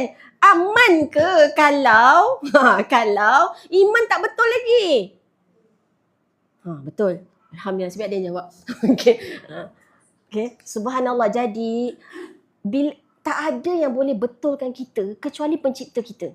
Dan kita nak dengar kata-kata dia, nasihat daripada dia daripada mana? Al-Quran. Dan diterangkan oleh baginda Rasulullah SAW. Satu kita kalau belajar, especially kita yang dah umur macam ni, nak belajar apa lagi? Nak belajar buat suasukia? Cuba cakap nak makan apa? Apa yang lagi belum makan? Kita dah hidup berpuluh tahun dah. Puasa lah patutnya kan. Banyakkan puasa. Banyakkan lebih nak tadabbur Quran.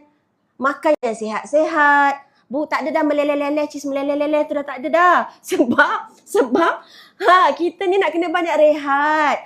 Usus tu dah ponek dah bekerja. Dah bertahun-tahun dah makan dah. Betul? Bagilah dia rehat supaya malam boleh bangun. Kita bagi dia makan banyak, usus tu penat tau. Letih tu yang malam tak boleh bangun. Otak oksigen dia patutnya, oksigen dekat darah ni, jantung pam ni, patutnya suruh pergi banyak ke otak, ke hati. Ni tak, asyik ke usus je. Sebab Tak habis-habis dia makan. Oksigen tu kena pergi banyak ke perut. Patutnya banyak ke hati dan ke otak, ke jantung semula. Okay, subhanallah, Allahu akbar. Jadinya, saya cakap ni bukan untuk yang depan ni. Yang depan ni tak. Saya cakap ni untuk orang lain. Okay, yang dekat online pun bukan. Saya cakap ni supaya dengan harapan yang dengar ni nanti balik sampaikan. Okay. Allah Akbar. Tapi hashtag mohon terasa jugalah. Okay. Okay. So, setelah Nabi Musa tak goyah keimanannya, begitu yakin Allah takkan tinggalkan dia walaupun kaumnya kat belakang ni dah mengutuk. Kata Nabi. Kita kan selalu macam tu kan? Kata hebat. Kata. Dia orang kat belakang ni dah berbunyi dah. Okay. Tapi Nabi Musa tetap yakin. Maka datanglah wahyu. Okay. Allah wahyukan pada Nabi Musa. Pukullah dengan tongkatmu lautan itu. Lalu. Fa ni maksudnya immediately. Okay. Bukan macam a few moments later. Tak ada. Dia tak ada sebulan kemudian. Tak ada. Ni maknanya lalu. Immediately terbelahlah. Kita baca surah Al-Falaq kan. Falaqa. Lalu terbelahlah. Fakana kullu firqin. Bahagian belahan seperti gunung yang besar. Cuba bayangkan. Sampai hari ini tidak ada satu teknologi pun yang mampu membelah laut sehingga setinggi gunung. Setinggi gunung, okey. Orang cuma boleh pasang pelantar je ke bawah. Tapi orang belum boleh buat laut terbuka macam setinggi gunung. Dan Nabi Musa dan Bani Israel berjalan melintas seperti jalan kapet merah. Tenang. Kalau kita lah suruh jalan atas air, nak? Boleh? Mampu? Memang tak boleh lah kan? Okay, subhanallah. Wa azlafna thammal akhirin. Okay. Wa anjayna Musa wa man ma'ahu ajma'in. Dan kami selamatkan Nabi Musa serta orang-orang yang bersama dengannya semuanya. Okey, apa berlaku pada kaum Nabi Musa? Mestilah so menyesal tak ada orang tadi iman tu dah goyang tu. Kan? Okey. So macam itulah kita sebenarnya. Kemudian kami tenggelamkan golongan yang lain yang mengejarnya. Firaun dan tentera-tenteranya tenggelam. So sebab dia tengok macam boleh je lalu laut. So dia pun ikut tapi sebenarnya sampai dekat Firaun tentera tenggelam. So kita tak nak teruskan perangai kita. Dah nampak hasil baru nak taat. Dah nampak hasil baru nak bersyukur. Kita nak ubah. Seperti kisah Nabi Musa, taat dulu. Beriman dulu. Hasil serah pada Allah. Boleh? Belajar kisah Nabi Musa. Okay? Jadi Allah mengajar kita taat dulu. Baru hasil yang kita nak tu. Taat dulu. Berusaha dulu. Alright? Firaun beriman tak lepas tu? Dia nak beriman setelah air laut dah sampai sini, nafas dia dah sampai sini, baru dia kata dia nak beriman kepada Tuhan Nabi Musa. Tapi sudah terlambat. Sebab dia nak beriman kepada Allah bukan sebab dia cintakan Allah. Bukan sebab dia percayakan Allah. Tapi demi nak selamatkan nyawa dia. Dan dia dah rasa azab tu sebab nyawa dah sampai sini. Dia dah rasa dah tak boleh nafas. Dia dah rasa azab dah. Baru dia nak beriman. Tak boleh. Sebab tu kalau nak taubatan nasuha, bukan tunggu pencen. Bukan tunggu tua. Bukan tunggu sakit. Bukan tunggu ICU. Okay? Bukan tunggu saat nazak. Taubat sekarang. Orang beriman, dia dapat hidayah, berubah terus. Tinggal terus, takkan toleh lagi. Aku tak nak ikut lagi yang salah tu. Aku nak ubah diri aku. Bantulah aku ya Allah. Jadi bila kita baca Fatihah tu, ihdinas siratal mustaqim. Kita tahu kita nak hidayah ilmu. Hari ni dapat ilmu. Aku nak hidayah amal ya Allah. Hidayah taufik. Izinkanlah aku mengamalkan ilmu yang aku dah dapat ni. Bila kita dah amal, kita nak minta hidayah istiqamah. Ada orang banyak dah ilmu tapi tak amal. So kita nak minta hidayah amal. Ada orang dah amal tapi tak istiqamah. Kita nak hidayah istiqamah. Sebab tu setiap solat, setiap rakaat tak sah solat tanpa Fatihah. Okay? Kalau kita tak tadabbur surah Fatihah, kita tak hafal surah Fatihah, itu yang sepertinya yes solat, tapi sepertinya apa? Sukatilah ya Allah, nak bagi, tak nak bagi sudah. Tapi kalau orang yang faham ihdina, macam mana cara dia minta? Macam minta nyawa. Kita kena rasa minta hidayah ilmu, amal istiqamah tu macam ikan yang perlukan air. Aku tak boleh hidup ya Allah kalau kau tak bagi hidayah. Aku nak pakai baju apa pun aku tak tahu kalau bukan kau yang bagi hidayah. Betul? Subhanallah. Allah Akbar. Dan Allah mencintai orang yang beriman sebab tu Allah janji Allah akan pimpin kita. Jagalah keimanan tu. Right? So sekarang faham kenapa Nabi Muhammad SAW berpuasa dan mengarahkan semua sahabat-sahabat berpuasa pada hari Ashura? Faham? Nampak tak? Betapa besarnya kesyukuran apabila ratusan tahun hidup dalam kezaliman, anak disembelih, isteri, wanita, anak dara diperkosa, lelaki dipaksa jadi hamba, hidup dalam kelaparan kezaliman ratusan tahun dan bebas. Rasa-rasanya macam mana tahap level kesyukuran itu? Asal anak lelaki kena bunuh. Cuba rasa kita tak hidup zaman tu. Betul? Jadi wajarlah hari Ashura sepatutnya kita berpuasa. Kita sebagai bukti ketaatan, bukti kesyukuran. Macam mana nak faham? Ingatlah kisah Nabi Musa. Okey? Allah Akbar. Jadi pelajaran besar sangat. Mukmin, orang yang beriman, bila dia ada sesuatu benda yang sangat-sangat yang wajib, maksud saya sangat-sangat yang menikmatilah, nikmat yang sangat besar lah. Okay? Dia tak sangka dia boleh dapat. Ujian punya banyak. Tiba-tiba dia dah settle semua hutang-hutang dia. Sepatutnya buat parti.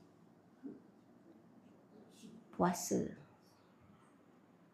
Itu kita kena belajar. Sepatutnya berpuasa. Bukan salah buat makan-makan tu. Puasa dulu. Boleh? Sebab tu kalau puasa pun pahala menjamu orang berbuka puasa besar tak? Besar. So saya harap sangat kalau selama ni kita dengar Ashura, kita ingat bubur Ashura, ubah. Kalau dengar Ashura patutnya faham apa? Puasa bukan makan bubur Ashura. Dan tak ada dalil pun bubur tu bubur Nabi Nuh. Sebab orang utara pekat likat. Orang selatan bubur Ashura dia taklah letak ni. Maksudnya ada tak resepi berbeza-beza kan? Orang utara buat macam ni. So, iya ke? Itu ke bubur Nabi Nuh? Tak juga. Sebenarnya kita dah terbalik. Ashura ni sebenarnya ingat apa? Puasa, bukan sekadar makan-makan. Bukan sekadar makan-makan. Dan kesyukuran kita itu diterjemahkan dengan ketaatan. Right? Ya?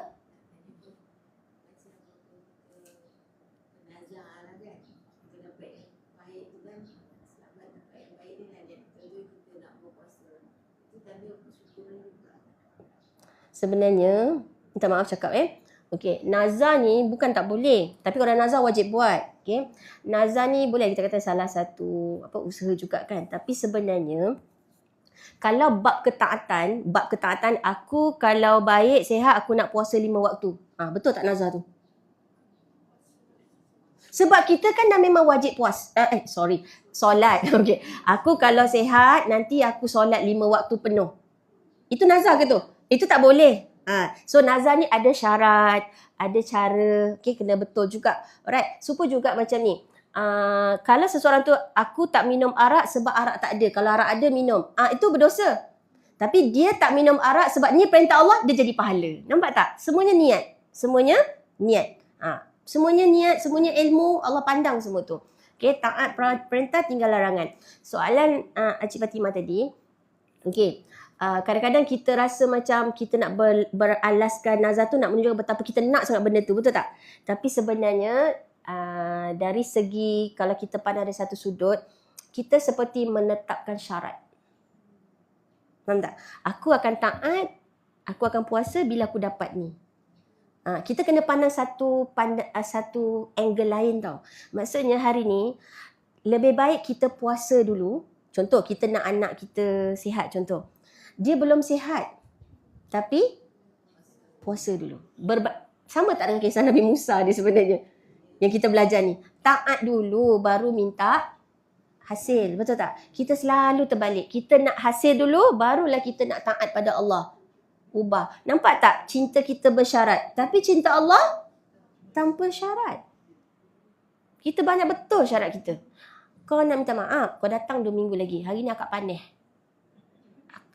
Contoh, 2 minggu. Allah, macam 2 minggu confirm hidup lagi. Kan? Okay, subhanallah. Jadilah pemaaf. Okay, kita berubah. Kita nak hijrah, nak jadi orang yang mudah memaafkan. Subhanallah, Allah Akbar. Jadi, cuma satu lagi pelajaran yang saya nak ingatkan untuk kita ambil ibrah. Okay, Firaun baik ke jahat? Sangat jahat. Firaun dikutuk sampai kiamat. Sebut je Firaun, tak ada orang, takkan ada orang kata Firaun tu baik. Betul tak? Berjuta orang pergi muzium dekat Mesir tu. Ada tak orang mendoakan Firaun? Dia dilaknat lagi ada. Betul tak? Okay? Itulah dia. Jauh daripada rahmat Allah. Cuma, saya nak kiasan. Kiasan. Firaun tu adalah sesuatu yang kita tak suka. Sesuatu yang zalim. Sesuatu yang kita tak nak jadi. Okay? Firaun ni sebenarnya bukan orang tau. Firaun ni sebenarnya pangkat. Maksudnya macam kita lah raja ke, Firaun ke berapa, macam tu. Firaun ni sebenarnya dia macam syaitan. Syaitan tu juga ulama kata ialah sifat. Sifat yang kalau walaupun dia orang tapi dia menjauhkan kawan dia daripada majlis ilmu, dia pergi goda suruh buat maksiat. Kawan dia tu syaitan. Bersifat syaitan. Minal kan kita baca surah An-Nas kan? Minal syaitan tu siapa? Minal jinnati wan nas. Nas tu apa? Dia manusia kepala hitam macam kita. Okey? Syaitan ni ialah sifat. Maknanya orang yang perangai menjauhkan orang lain daripada rahmat Allah.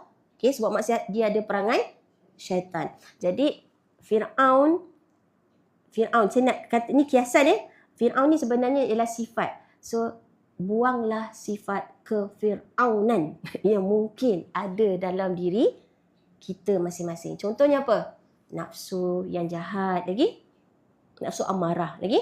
Syaitan dah tentulah. Lagi keduniaan. Sebab kita tahu Firaun macam mana sifat keduniaan dia kan? Lagi riak. Lagi sombong. Firaun ni sampai dia mengaku dia Tuhan. Okey? Lagi cinta pujian. Sampai orang tahu dah dia. Orang tahu dia, kau nak jumpa dia, kau puji dulu lambung-lambung dulu. Jadi suka, kau dapat lah apa yang kau nak cakap. Jangan. Okay, soalnya kita dah tahu dah kita ada. Macam ada je sifat-sifat Firaun tu. Kan? Jadi siapa yang boleh selamatkan kita daripada Firaun dan yang jahat dalam ni? Okay, kita dah tahu dah kita nak keluarkan. Kita nak tinggalkan cinta Allah je dalam ni. Okay, sekarang ni pada siapakah kita kena berdoa dan minta tolong buang sifat-sifat Firaun yang ada dalam diri kita? Pada siapa? Hanya kepada Allah. Kalau kisah Nabi Musa yang boleh tenggelamkan Firaun hanyalah Allah. Begitu juga sifat-sifat Firaun yang mungkin ada dalam diri kita. Siapa yang boleh buang? Allah. Minta tolong dengan Allah. La haula wala quwwata illa billah. Okay? Subhanallah. Kita pun kadang-kadang menangis sebab apa? Sebab macam dah tak nampak jalan. Okay? Kita kadang-kadang kita menangis beria-ria sebab seperti tak ada jalan penyelesaian, tak nampak jalan keluar. Tapi sebenarnya kita tak nampak Allah. Kalau orang nampak Allah, dia tahu Allah tak pernah tinggalkan dia, percayalah, dia yakin Allah akan bagi dia jalan keluar. Okay? Dan semua yang jadi ni, Rabbana ma khalaqta hadza batila. Tak ada satu pun yang Allah takdirkan ni sia-sia. Jadi saya nak ingatkan pada diri saya kita semua, ada Asmaul Husna, nama Allah Al-Haq. Apa maksud hak? Kalau kita nak faham hak tu apa, kita tengok apa lawan hak. Batil. Kan? Benda yang akan musnah, benda yang salah, benda yang buruk, benda yang tak betul, benda yang sesat, itu semua batil kan? Jadi lawan batil ialah hak. Jadi hak tu ialah yang sebenar-benarnya, yang hakiki, yang baik, yang kekal, yang betul. Ada tak Asmaul Husna Al-Haq? Ada tak? Ada. Dan doa iftitah Nabi ketika mulakan solat malam, bacaan iftitah, doa tu agak panjang. Nanti Nabi puji Allah, walakal hamdu antal haq wa wa'dukal haq wa qaulukal haq wa liqa'ukal haq wal jannatu haq wan naru haq wan nabiyuna haq wa Muhammadun sallallahu alaihi wasallam haq. Pernah jumpa kan doa tu kan? Jadi macam itulah kita nak memasakkan keyakinan kita, Allah yang maha benar. Semua perintah Allah itu benar. Semua yang Allah takdir itu benar untuk aku. Walaupun syurga neraka itu ghaib, aku yakin itu ialah benar. Janji Allah benar. Kata Allah benar. Hari kiamat itu benar. Cuba hafal dan amalkan. So dah faham dah nama Allah Al-Haq. Okay. Subhanallah Akbar. Jadi Al-Haq tak akan kalah. Ingat, kebenaran tidak akan kalah. Kebatilan, kezaliman pasti akan ditenggelamkan seperti Fir'aun yang akan ditenggelamkan oleh Allah. So berpandukan kisah Nabi Musa dan Fir'aun tadi, okay, dan Bani Israel tadi, satu pelajaran yang sangat besar, macam manalah pun dia zalim, kezaliman pasti ditenggelamkan. Kebenaran pasti akan ditunjukkan. Okay, pasti akan menang. Kebenaran pasti menang, kebatilan pasti kalah.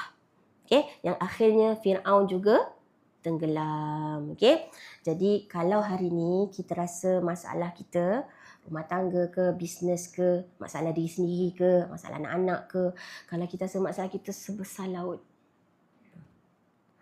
Ya Allah, besar ni masalah aku ni. Allah, aku rasa laut ni pun kecil. Contoh. Katalah ujian sangat berat, bertimpa-timpa, dari dulu sampai hari ni, masalah sebesar laut, namun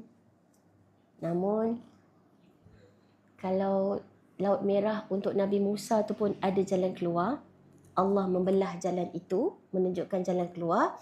So jangan ukur kuasa Allah dengan kuasa kita, makhluk. Allah Al-Haq, Allah Al-Qadir, Allah amat berkuasa. Serahlah pada dia, bergantunglah pada dia. Okey, sebab yang masalah ni, punca ni ialah Allah bagi kita masalah ni sebab apa? Sebab kasih. Sebab Allah nampak kita dah jauh tersasar. Jadi Allah nak balikkan kita ke jalan yang lurus. Allah nak bersihkan. Okey, nak mana? Nak disucikan dekat dunia ke nak dicelup dalam neraka? Nak mana? Nak mana? Baik kita disucikan dosa-dosa kita dengan ujian-ujian anak ke, ujian harta ke di dunia, berbanding dicelup dalam, untuk disucikan, dicelup dalam neraka dulu. Betul tak? Okay. Subhanallah. Dan kita dah tahu Allah kata la yukallifullahu nafsan illa wus'aha. Allah tak akan uji di bawah kemampuan kita. Okay. Jadi kat sini, setiap masalah kita, ukur masalah kita tu, okay, bukan dengan ukuran kekuasaan Allah. Jangan ikut logik akal. Okay, kita ada Allah Al-Haq. Subhanallah Akbar. Jadi kita nampak kat sini banyak ayat Quran yang menunjukkan penindasan Fir'aun kepada Bani Israel. Dalam surah Al-Qasas, dalam, boleh tulis kot, Bani Israel ditindas oleh Fir'aun, surah 28 ayat 4 hingga 6. Ataupun nanti saya share lah poster tu. Poster tu dah ada sebenarnya. Nanti saya share bagaimana kronologi kisah Nabi Musa dan Bani Israel dalam Quran, ya. Ni. 1 sampai 11. Okay, ayat dah siap. Kronologi kisah Nabi Musa dan Fir'aun dalam Al-Quran. Okay, nanti saya share dengan Cik Safia. Siapa yang berminat, siapa yang cintakan ilmu, dia akan cari Cik Safia lah. Okay. Boleh? Saya share kat grup lah. Okay. Dan itu yang saya pilih tajuk Ashura, Maghfirah Allah dan Kemenangan Al-Haq. Kemenangan pasti menang. Kebenaran pasti menang. Hak tu ialah maksud kebenaran. Hak ialah kebenaran. Batil ialah palsu, keburukan. Jadi hak pasti menang. Okay. Subhanallah. Dan bila sebut maghfirah, apa maksud maghfirah? Keampunan. So ada nama Allah Al-Ghafur. Jadi puasa hari ini fadilatnya ialah dapat mengampuni dosa kecil setahun yang lalu. Kok kita ada tersalah benda yang tak patut tengok, kita tertengok, kan? Kita terdengar benda yang tak patut dengar. Semua itulah dosa-dosa tu Allah nak padamkan. Pemurah tak Allah? Besar tak rahmat Allah? Kita kalau nak kira hutang, macam mana kita kira? Kan? Detail kita kira. Nak bank kan, sikit pun tak. Kau tak minta diskaun sikit pun tak bagi. Okay, subhanallah akbar. Jadi puasa hari ni menghapuskan dosa kecil setahun lalu, peluang besar mendapat keampunan Allah. Besar tak pengampunan Allah ni, tak ternilai, tak ada jual di mana-mana. Tapi cuma puasa lebih kurang 13 jam lebih. Tapi dapat pengampunan yang sangat besar daripada Allah. Okay? Tanda kasih sayang Allah kepada hamba-Nya yang mau kembali. Amalan yang ringan, ganjaran yang sangat hebat. So, banyakkan minta ampun dengan Allah. Okay? Sayyidul istighfar. Okay? Banyak baca doa Nabi Yunus. La ilaha illa ant. Subhanaka inni kuntu minaz zalimin. Baca doa Nabi Adam. Rabbana zalamna anfusana wa illam taghfir lana wa tarhamna lanakunanna minal khasirin. Okay, minta ampun sungguh-sungguh. Baca doa diajar oleh baginda Rasulullah kepada Abu Bakar yang boleh dibacakan dalam solat. Okay, Abu Bakar As-Siddiq orang Arab, sahabat Nabi, terbaik, sahabat terbaik. Okay, kalau ada pengganti Nabi, Abu Bakar lah. Tetapi Abu Bakar sendiri minta Nabi ajarkan doa. Mintakan Nabi ajarkan doa. Okay, subhanallah, apatah lagi kita, doa yang dah ada dalam Al-Quran, doa yang dah ada dalam hadis, amalkanlah. Okay, Allahumma inni zalamtu nafsi zulman kathira wa la yaghfiru dhunuba illa ant faghfirli fa innahu la yaghfiru dhunuba illa maghfiratan indik, kan? Jadi itu adalah doa banyak. Sebenarnya doa minta ampun ni banyak. So astagfirullahalazim tu paling mudah lah. Astagfirullah, astagfirullah, panjang sikit, astagfirullah wa atubu ilaih. Tapi kita dah tahu juga doa Nabi Yunus. Okay? Banyaklah. Saya sebut dia contoh-contoh, kan? Sayyidul istighfar. Amalkanlah. Okay? Amalkan dengan pemahaman. Okay? So semalam, kalau semalam ada yang tak berpuasa, ada peluang lagi puasalah esok. Supaya apa? Rasulullah bersabda, jika aku masih hidup hingga tahun hadapan, pasti akan berpuasa pada hari ke-9 Tasu'a. Untuk menyelisihi Yahudi. Menyelisihi Yahudi. Kalau kita, sebab Yahudi memang meraihkan hari Ashura. So malu tak kalau Yahudi pun meraihkan hari Ashura, dah kenapa kita memang Muslim, orang Islam sendiri tak meraihkan hari Ashura dengan berpuasa. That's why Nabi suruh bezakan. Okay? Kalau terbaik lagi, semalam puasa, hari ni puasa, besok pun puasa. Sebab bulan Muharram ni memang terbaik perbanyakkan amal soleh, termasuk perbanyakkan berpuasa. Okay? Ya? Sunnah berbuat Ashura ni beza dengan puasa Ashura ni. Kadang sampai bertalakah kita. Ya, kan gaduh-gaduh tak buat berbuat Ashura Okay. Semalam saya dapat, adalah juga yang kata bergaduh-gaduh orang kampung ni bila tak buat tahlil. Ni bergaduh-gaduh pula tak buat bubuh Ashura. Nombor satu soalannya kenapa nak gaduh? Tu je lah kan. Iyalah. Okay. Dia gaduh lain, bergaduh-gaduh lain kan. Okay, subhanallah. Seperti yang saya sebut tadi, kita kena bezakan mana adat, mana ibadat. Sekali lagi yang mana adat, yang mana ibadat. Adat selalunya tak buat, tak berdosa pun. Tapi kalau nak buat pun tak ada salahnya selagi mengikut syariat, tak apa. Kan? Maksud saya makan, bagi orang makan. Bagus tak? Bagus. Cumanya bila sampai bergaduh tu tak bagus lah. Dia nak bagi makan tapi dia nak bergaduh. Tak elok lah tu kan. Cumanya bila melibatkan bubur Ashura dan puasa Ashura ni, berpuasa pada hari ni ada dalil tak? Hadis tu sahih tak? Sahih. Dan seperti saya cakap tadi, kalau Yahudi pun meraihkan dengan berpuasa, sebab bila Nabi hijrah ke Madinah, Nabi nampak orang Yahudi berpuasa. Tu yang Nabi tanya, kenapa pula sedangkan kita lebih berhak ke atas Nabi Musa. Sebab tu nak selisihkan untuk membezakan. Okay, sekejap. Ada yang lebih terang sekejap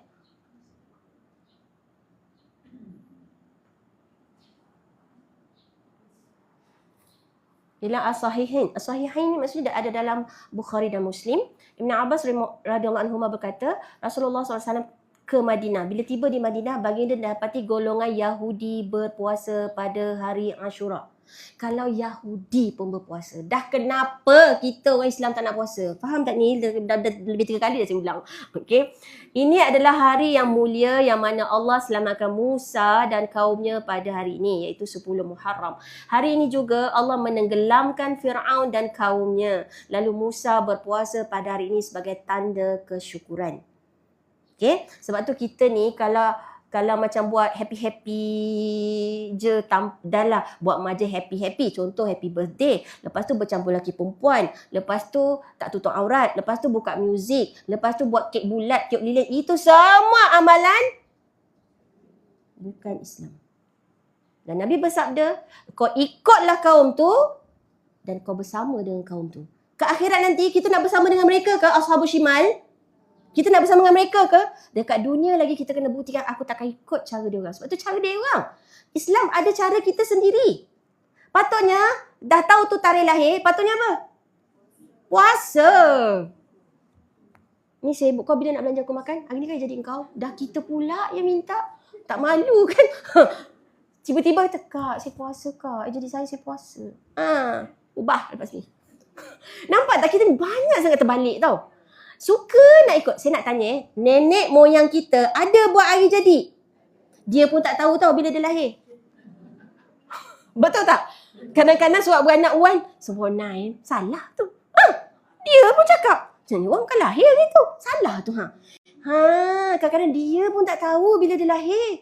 Asyik sibuk pula nak lahir. Yang paling penting banyak ingat mati ke? Banyak ingat yang belum tentu lagi kita hidup kita depan ni, dosa dah banyak.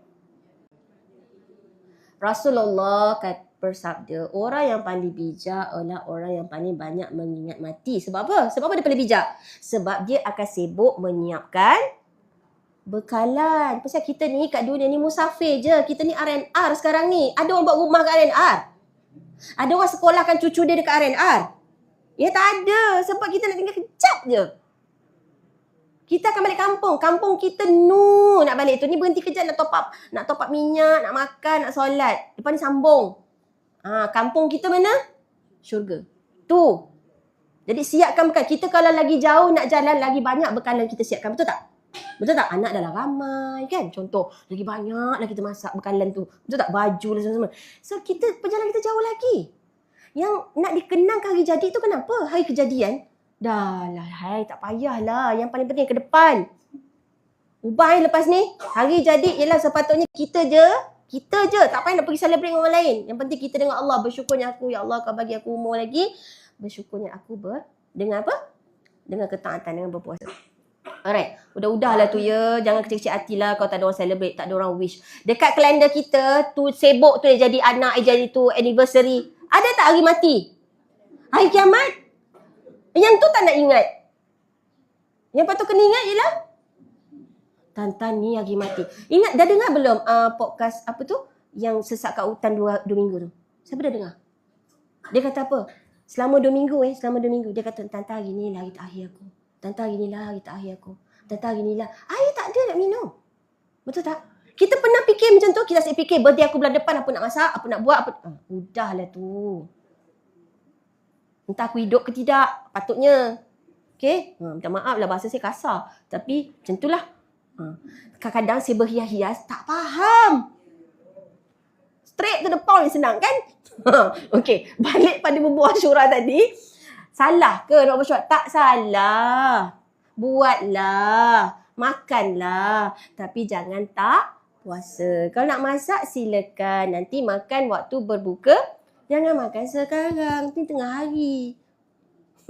Sayang. Dia ampun puasa. Okey, nak ikut mana? Nak ikut kata Nabi ke nak ikut kata orang? Nabi suruh puasa. Kenapa kita nak langgar? Pada saya, orang murka, orang marah, orang benci, orang boykot. Dibandingkan dengan cinta Rasulullah, dapat minum telaga Kausar, dapat bersama dengan Nabi, berhimpun dengan Nabi, dapat syafaat Nabi nanti dengan izin Allah. Sakaratul maut kita, azab kubur kita, nanti nak melintas. Itu semua kita fikir. Yang tu aku lebih pentingkan itu. Sekadar nak makan sama-sama, masak sama-sama, besok pun boleh. Malam ni pun boleh. Nak masak sama boleh, tapi jangan makan. Tu je. Boleh? Buatlah nak bertalam-talam ke buatlah. Tapi syaratnya apa? Hari Ashura ialah puasa. Nak masak boleh? Boleh. Nak buat bubur Ashura boleh tak? Jangan pula lepas ni Ustazah kata tak boleh. Boleh buatlah. Janganlah bergaduh-gaduh. Buatlah. Cuma jangan sampai tak puasa. Kecuali memang ada uzur syar'i. Kalau sahabat, even dia musafir pun, dia tetap takkan miss puasa Ashura berbanding puasa Ramadan. Itu dah cukup menggambarkan betapa besarnya fadilat yang kita kena kejar patutnya. Pengampunan ni besar ni. Okay? Subhanallah. Lepas tu puasa, kalau tahun ni tak sempat buat semalam dengan digandingkan dengan besok. Okay? So tahun depan kalau umur panjang, Tasu'ah puasa. Hari 9. Kalau Zulhijjah, 9 lah hari Arafah kan. 10 jangan puasa. Muharram dia 10 puasa. Kalau nak puasa 10 je, hari ni je, boleh tak? Boleh. Kalau nak puasa 9, 10, lagi baik. Kalau nak puasa 9, 10, 11 pun, lagi baik. Okay? Tapi jangan 10 ni, jangan tak puasa. Nak puasa 10 sahaja pun tak apa. Tak salah pun. Boleh. Okay? Subhanallah. Jadinya, ni hadis tadi. Okay, amalan sunnah di bulan Muharram, perbanyak amalan soleh dan jauhi maksiat. Tadi saya dah tunjuk dah At-Taubah 36. Nabi kata jangan zalimi diri kamu sendiri. Jangan buat maksiat sebab dosa dilipat kali ganda. Okay, bulan haram. Banyakkan berpuasa sebab bulan Muharram ni ialah bulan Allah. Banyakkan puasa. Maknanya lepas puasa Ramadan adalah puasa Muharram. Lepas tu puasa bulan-bulan haram.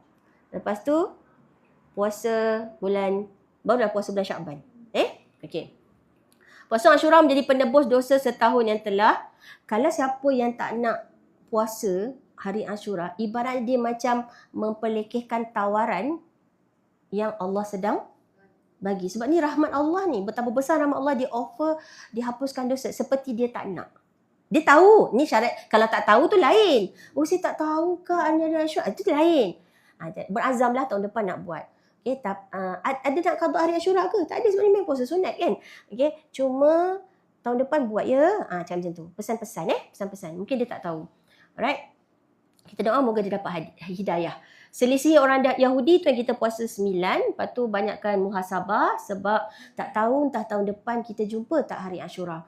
So surah Al-Hasyr ayat 18. Wahai orang yang beriman, bertakwalah kepada Allah dan setiap diri hendaklah memperhatikan apa yang telah dibuatnya untuk hari esok. Hari esok tu ialah bukan esok tu, Sabtu, akhirat. Okay? Banyak ingat mati.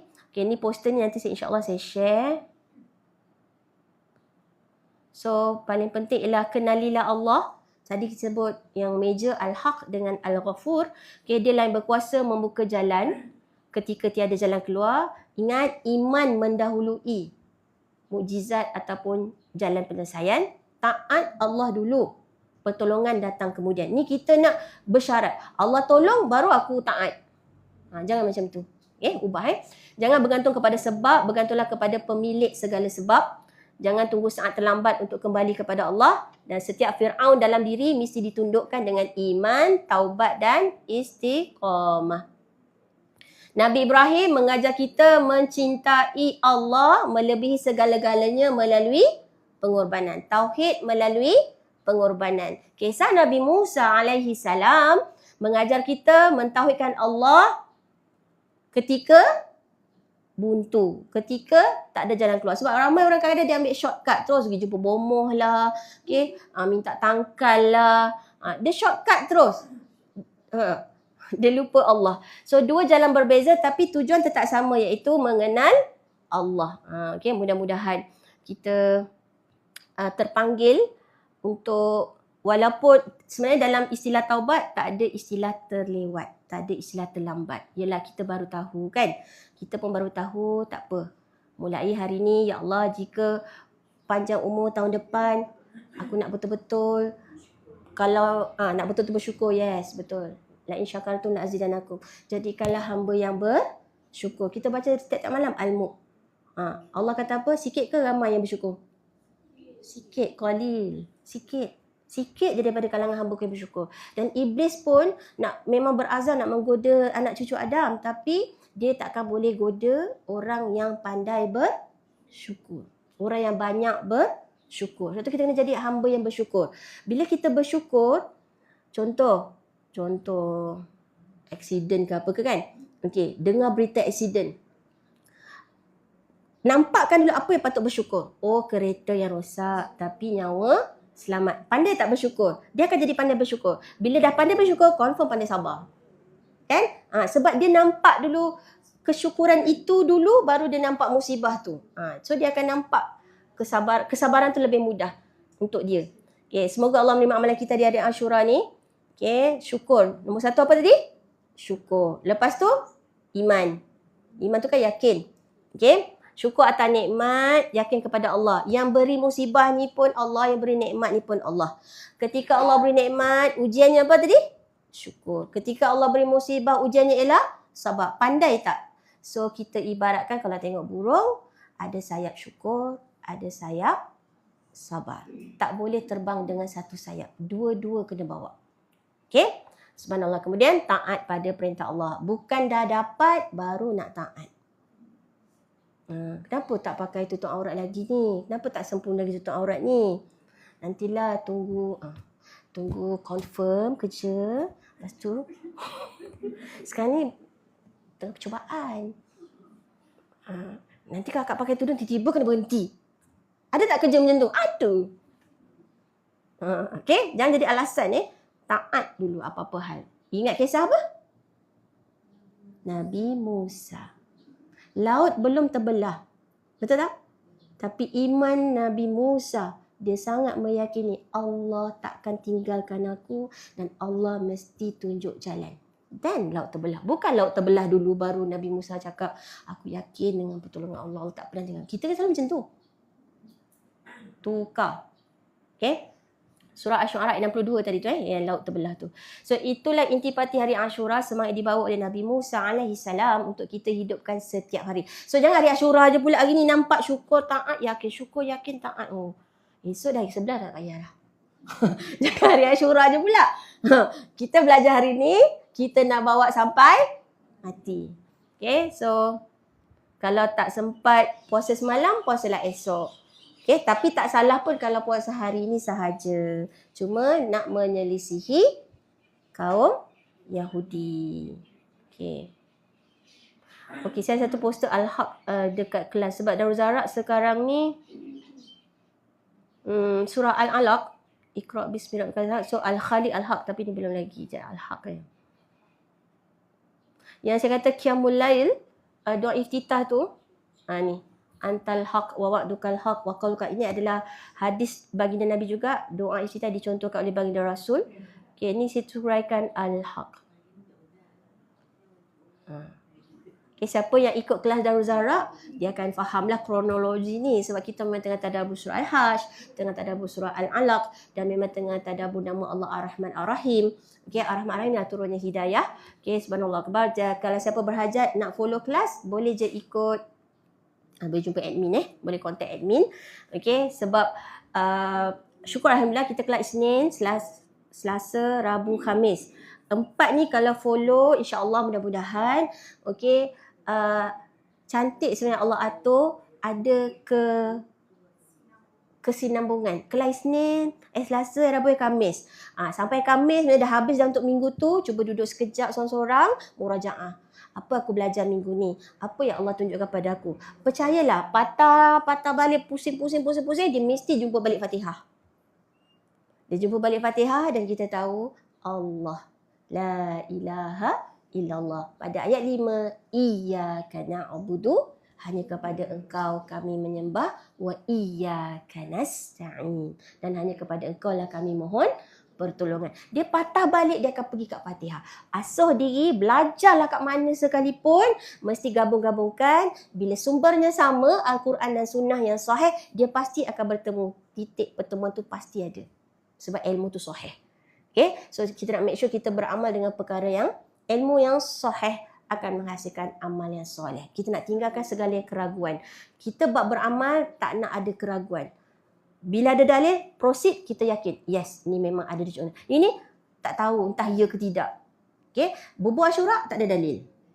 Adat. Bukan ibadat. Tapi bagi makan, satu ibadah. Bagi orang makan, satu ibadah. Maknanya secara general, yes. Dapat pahala tak bagi orang makan? Dapat.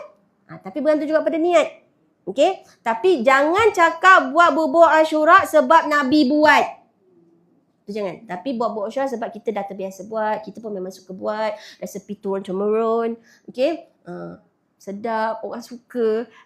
Itu tak apa. Tapi jangan kaitkan dengan Nabi. Boleh? Sebenarnya hari lain pun ada 10 hari bulan juga. Asyura juga. Cuma yang khusus tu Asyura yang Nabi suruh puasa ni bulan Muharram. Okay? Kalau bulan Zulhijjah hari Arafah. 9. Kalau bulan Muharram 10. Tapi kalau bulan Zulhijjah 10 hari pertama. Ibadah pada 10 hari pertama. But kita pun sekarang masih di bulan haram, perbanyakkan amal ibadah. QSI. Apa tu Q? Quran. S, solat. I, infak. Tiga-tiga ni perbanyakkan. Especially bulan ni. Terutamanya dalam keluarga kita sendiri, memang ada anak yatim, memang ada yang dhaif, okay? Kita pergi tolong, kita pergi bantu. Right? Kita pergi cari mereka. Mereka kadang-kadang segan, dah banyak kali minta, tu yang dah tak cari. Dia tak cakap, dia nak minta tolong, dia pun ada maruah dia juga kan. Why not kita tahu dia susah, kita pergi jumpa dia, kita pergi cari dia. Jangan tunggu dia cari kita. Orang yang lebih hebat, orang yang kuat tinggi imannya ialah dia yang pergi cari. Bukan dia tunggu orang susah minta kat dia. Kan? Okay, kalau kita tahulah anaknya 8, susun paku, semua sekolah, kerja nori getah je. Tahu dah zaman sekarang, benda semua mahal mesti tak cukup kan? Apa salahnya kita pergi? Right? Cari dalam kampung ni mesti ada punya. Right? So, kenali nama Allah Al-Haq. Okay, amalkan doa ketika Nabi solat malam. Okay, itu semua penting. Dan soalan pertama dalam kubur ialah? Man Rabbuka? Siapa Tuhan kamu? Belajarlah Asmaul Husna. Kenalilah nama-nama Allah. Di situ kita akan nampak. Okay? Kita akan nampak betapa nama Allah yang ni, nama Allah yang ni. Kita kaitkan. Boleh? Okay? InsyaAllah. Allah bagi umur panjang ni, bonus ni untuk tambah baik. Tambah ilmu, maka tambah iman. Tambah iman, tambah amal. Okay. So, tadi menjawabkan soalan Cik Fatimah tadi. Tak apa, dah lepas tu tak apa. Tapi kalau ada nazar memang kena buat. Cuma lepas ni sebenarnya jangan biasakan bab nazar tu. Jangan dibiasakan. Boleh. Tapi itu dah bukan nama nazar. Nazar tu selalunya dia sebut tu kita betulkan yang biasa, biasakan yang betul. Okey? Orang dulu access dia kepada ilmu sangat susah, betul tak? Dulu saya ingat arwah abah saya hari-hari pukul 10 memang depan dunia jam 10. Tu abah saya dulu. Sebab dia nak tahu cerita berlaku kat dunia ni hanyalah pada dunia jam 10 begitu. Kita hari ni setiap saat, setiap minit apa berlaku kat US ke, kat Iran ke, kat Kedah ke, kat mana. Tahu tak? Tahu. Siap video lagi. Walaupun kita tak pergi situ, betul tak? Jadi dunia kita dah terlalu bising. Okay? Makanya sepatutnya dengan teknologi yang ada. Tak salah teknologi, tapi gunakanlah teknologi patutnya menambah ilmu. Orang tua dulu-dulu, dia tak dapat ilmu tu. Dia tak dapat sumber. Dia dapat sikit. Yang itulah yang dia pegang. Kita sekarang ni sumber banyak. Betulkanlah yang biasa. Biasakan yang betul. Sebab tu kita kena berlapang dada. Yes, kita tua. Dah tua, ditegur oleh orang yang muda. Tapi kita kena ingat, kita kena berlapang dada. Satu, Islam mengajar kita, jangan sombong, jangan ujub. Bila jumpa orang tua, amal dia mungkin lebih banyak daripada aku sebab dia lebih tua. Bila jumpa orang muda, dosa dia lagi sikit daripada aku. Bila jumpa orang berilmu, untung dia ilmu dia lagi banyak. Jumpa orang yang setiap situasi ada benda yang kita boleh nampak kebaikan. Okay? Jangan pandang buruk, jangan pandang negatif. Bersyukur, kita akan nampak yang positif. Syukur Allah panjangkan umur untuk betulkan salah silap aku. Jangan salahkan orang dulu. Jangan dah tahu benda tu betul, sahih, follow. Dah. Tak ada ungkit, tak ada ni. Ajak lagi orang ramai-ramai buat perkara yang betul. Salah, taubat. Minta ampun. Allah Maha Pengampun. Yang penting, tak nak buat lagi. Kalau benda salah, tak nak buat lagi. Taubat. Boleh? Saya pun dapat cakap kat depan ni sebab Allah As-Sittir telah tutup aib saya. Kalau lah Allah buka, tak ada siapa pun nak dengar. Tak ada siapa pun nak panggil. Tak ada siapa pun nak duduk depan dengar ni. Kita semua ada salah silap, betul? Macam tadilah. Macam sebesar laut, seluas laut pun ujian kita, masalah kita. Ingat, kita ada Allah pemilik laut tu. Berpeganglah pada dia, bergantunglah pada dia. Okay? Macam mana kita tengok langit, tingginya langit. Ya Allah, tak ada tiang pula tu. Tinggikanlah kesyukuran dan kesabaran aku pada kau, ya Allah. Biarlah syukur tanpa tapi, sabar tanpa tepi. Apa lagi satu? Ada, kat saya lah ada buat kan. Syukur tanpa tapi, sabar tanpa tepi. Satu tinggal. Dia syukur tanpa tapi tu macam ni tak? Katalah orang puji kan. Hebatnya anak akak, straight A. Alhamdulillah. Tapi kau tengoklah siapa mak dia. Dah pula apa kena-mengena kan. Okay? Kau tengoklah siapa wan dia. Kau tengoklah akak tiap-tiap malam bangun tahajud ni. Tu yang maksud saya tu, syukur tanpa tapi. Sabar tanpa tepi. Tapi tu tadi syukur. Kalau tepi ni maksudnya tak ada limit. Sebab pahala untuk bersabar pun tak ada limit. Jumpa tak? Sekejap sedap juga kata-kata tu, Jaya.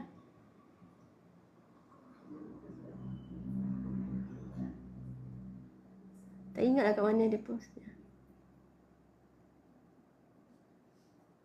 Okey, sekejap. Nak tenang kan? Hidup nak tenang kan?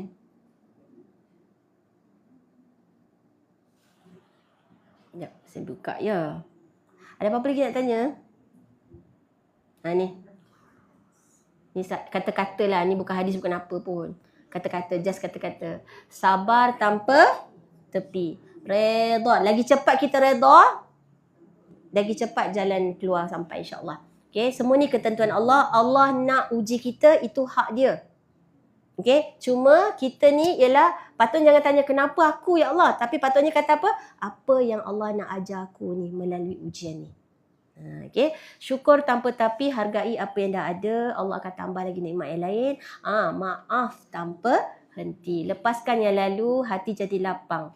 Hubungan jadi indah. Hidup akan tenang. Okay, kat bawah ni apa? Tenangkan hati, dekatkan diri kepada Allah kerana dia sumber segala ketenangan. Boleh? Ada apa-apa lagi nak tanya?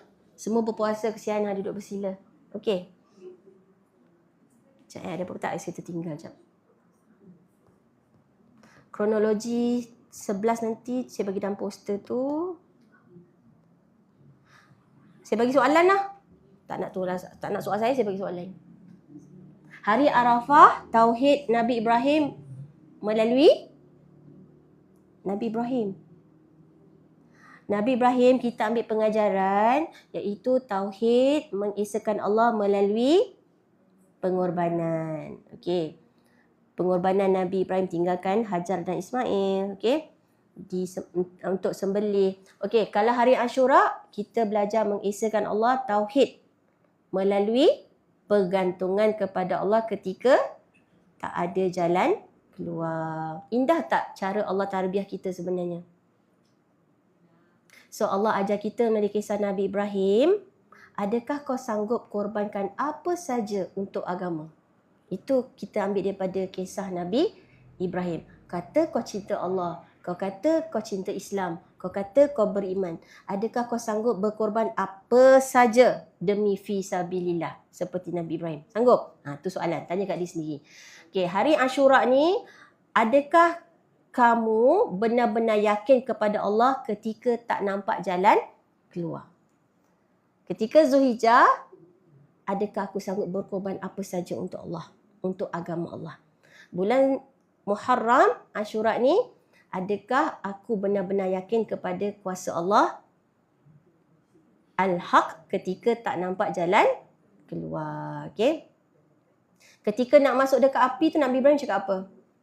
Hasbiyallahu wa ni'mal wakil. Cukuplah Allah. Dan Nabi Musa pula, Allah sentiasa, Rabbku sentiasa bersamaku. Kalau Nabi Ibrahim, cukuplah Allah bagiku. Kalau Nabi Musa, Allah tak pernah tinggalkan aku. Allah sentiasa bersamaku. Nabi Ibrahim menghadap api. Nabi Musa menghadap air, laut.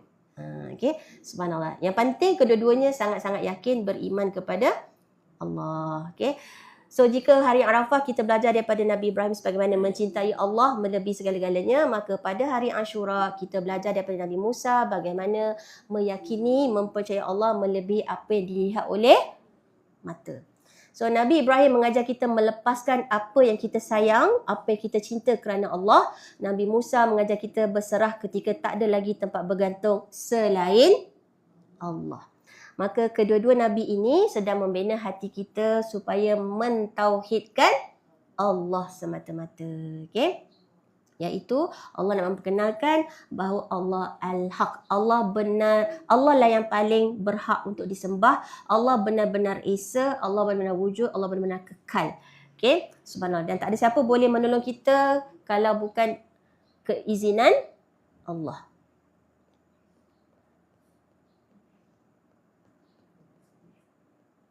Siapa baru hari ni dia tahu kisah ni? Tak ada kan? Dah tahu kan? Cuma hari ni Alhamdulillah Allah bagi kita ilmu untuk jadi lebih faham. Kan? Maknanya semua yang terjadi ni bukan sia-sia. Mesti ada pelajaran untuk kita. Alright? Subhanallah, Allah Akbar. Dah pukul 11. Ada apa-apa lagi?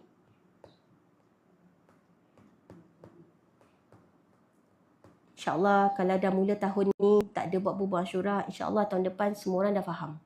InsyaAllah semua orang akan faham. Dan pada saya, kita kena betulkan yang biasa, biasakan yang betul.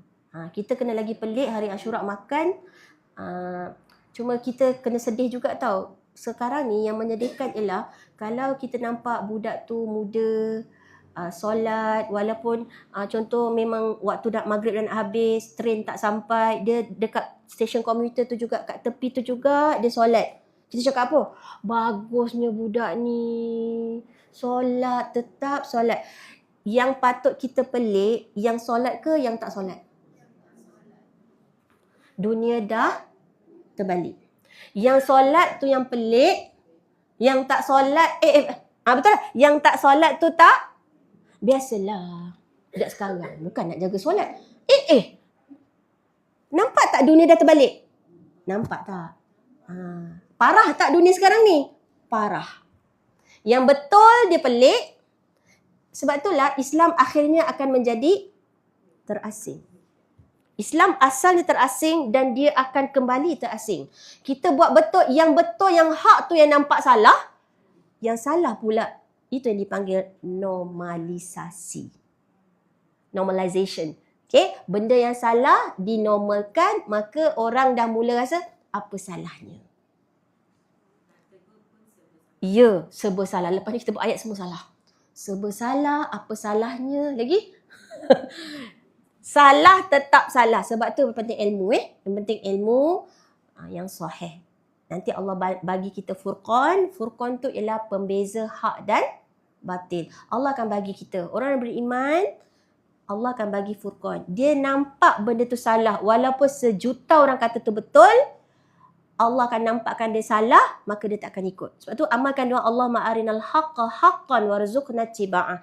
Ya Allah, tunjukkan aku kalau benda tu benar, jadikan aku ikut. Tunjukkan benda tu batil, salah, jauhkan aku daripada benda tu. Doa tu sangat penting.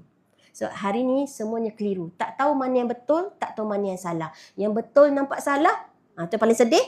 Yang salah pula nampak betul. Bahaya kan? Bahaya. Nak ikut jalan yang mana? Pilihan di tangan masing-masing. Tapi pilihan pun selalu berdasarkan iman. Iman itu ialah ditentukan oleh ilmu. Okey? Pentingnya majlis ilmu. InsyaAllah saya mohon ampun dan maaf. Okey, boleh? Ada lagi? Soal pun tak, saya pun dah soal. So, silakan. Okey? Saya harap hari ni ada pelajaran yang boleh dibawa balik. Aku liqauli hadza Wa astaghfirullah li wa lakum billahi taufiq hidayah. Assalamualaikum warahmatullahi wabarakatuh. Kita tutup dengan tasbih kafarah. Subhanakallahumma wa bihamdik asyhadu an la ilaha illa ant astaghfiruka wa atubu ilaik. Wa sallallahu ala nabiyyina Muhammadin wa ala alihi wa sahbihi wa sallam. Alhamdulillah taqabbalallahu minna wa minkum. Minna wa minkum. Minta maaf semua. Halal semua ya.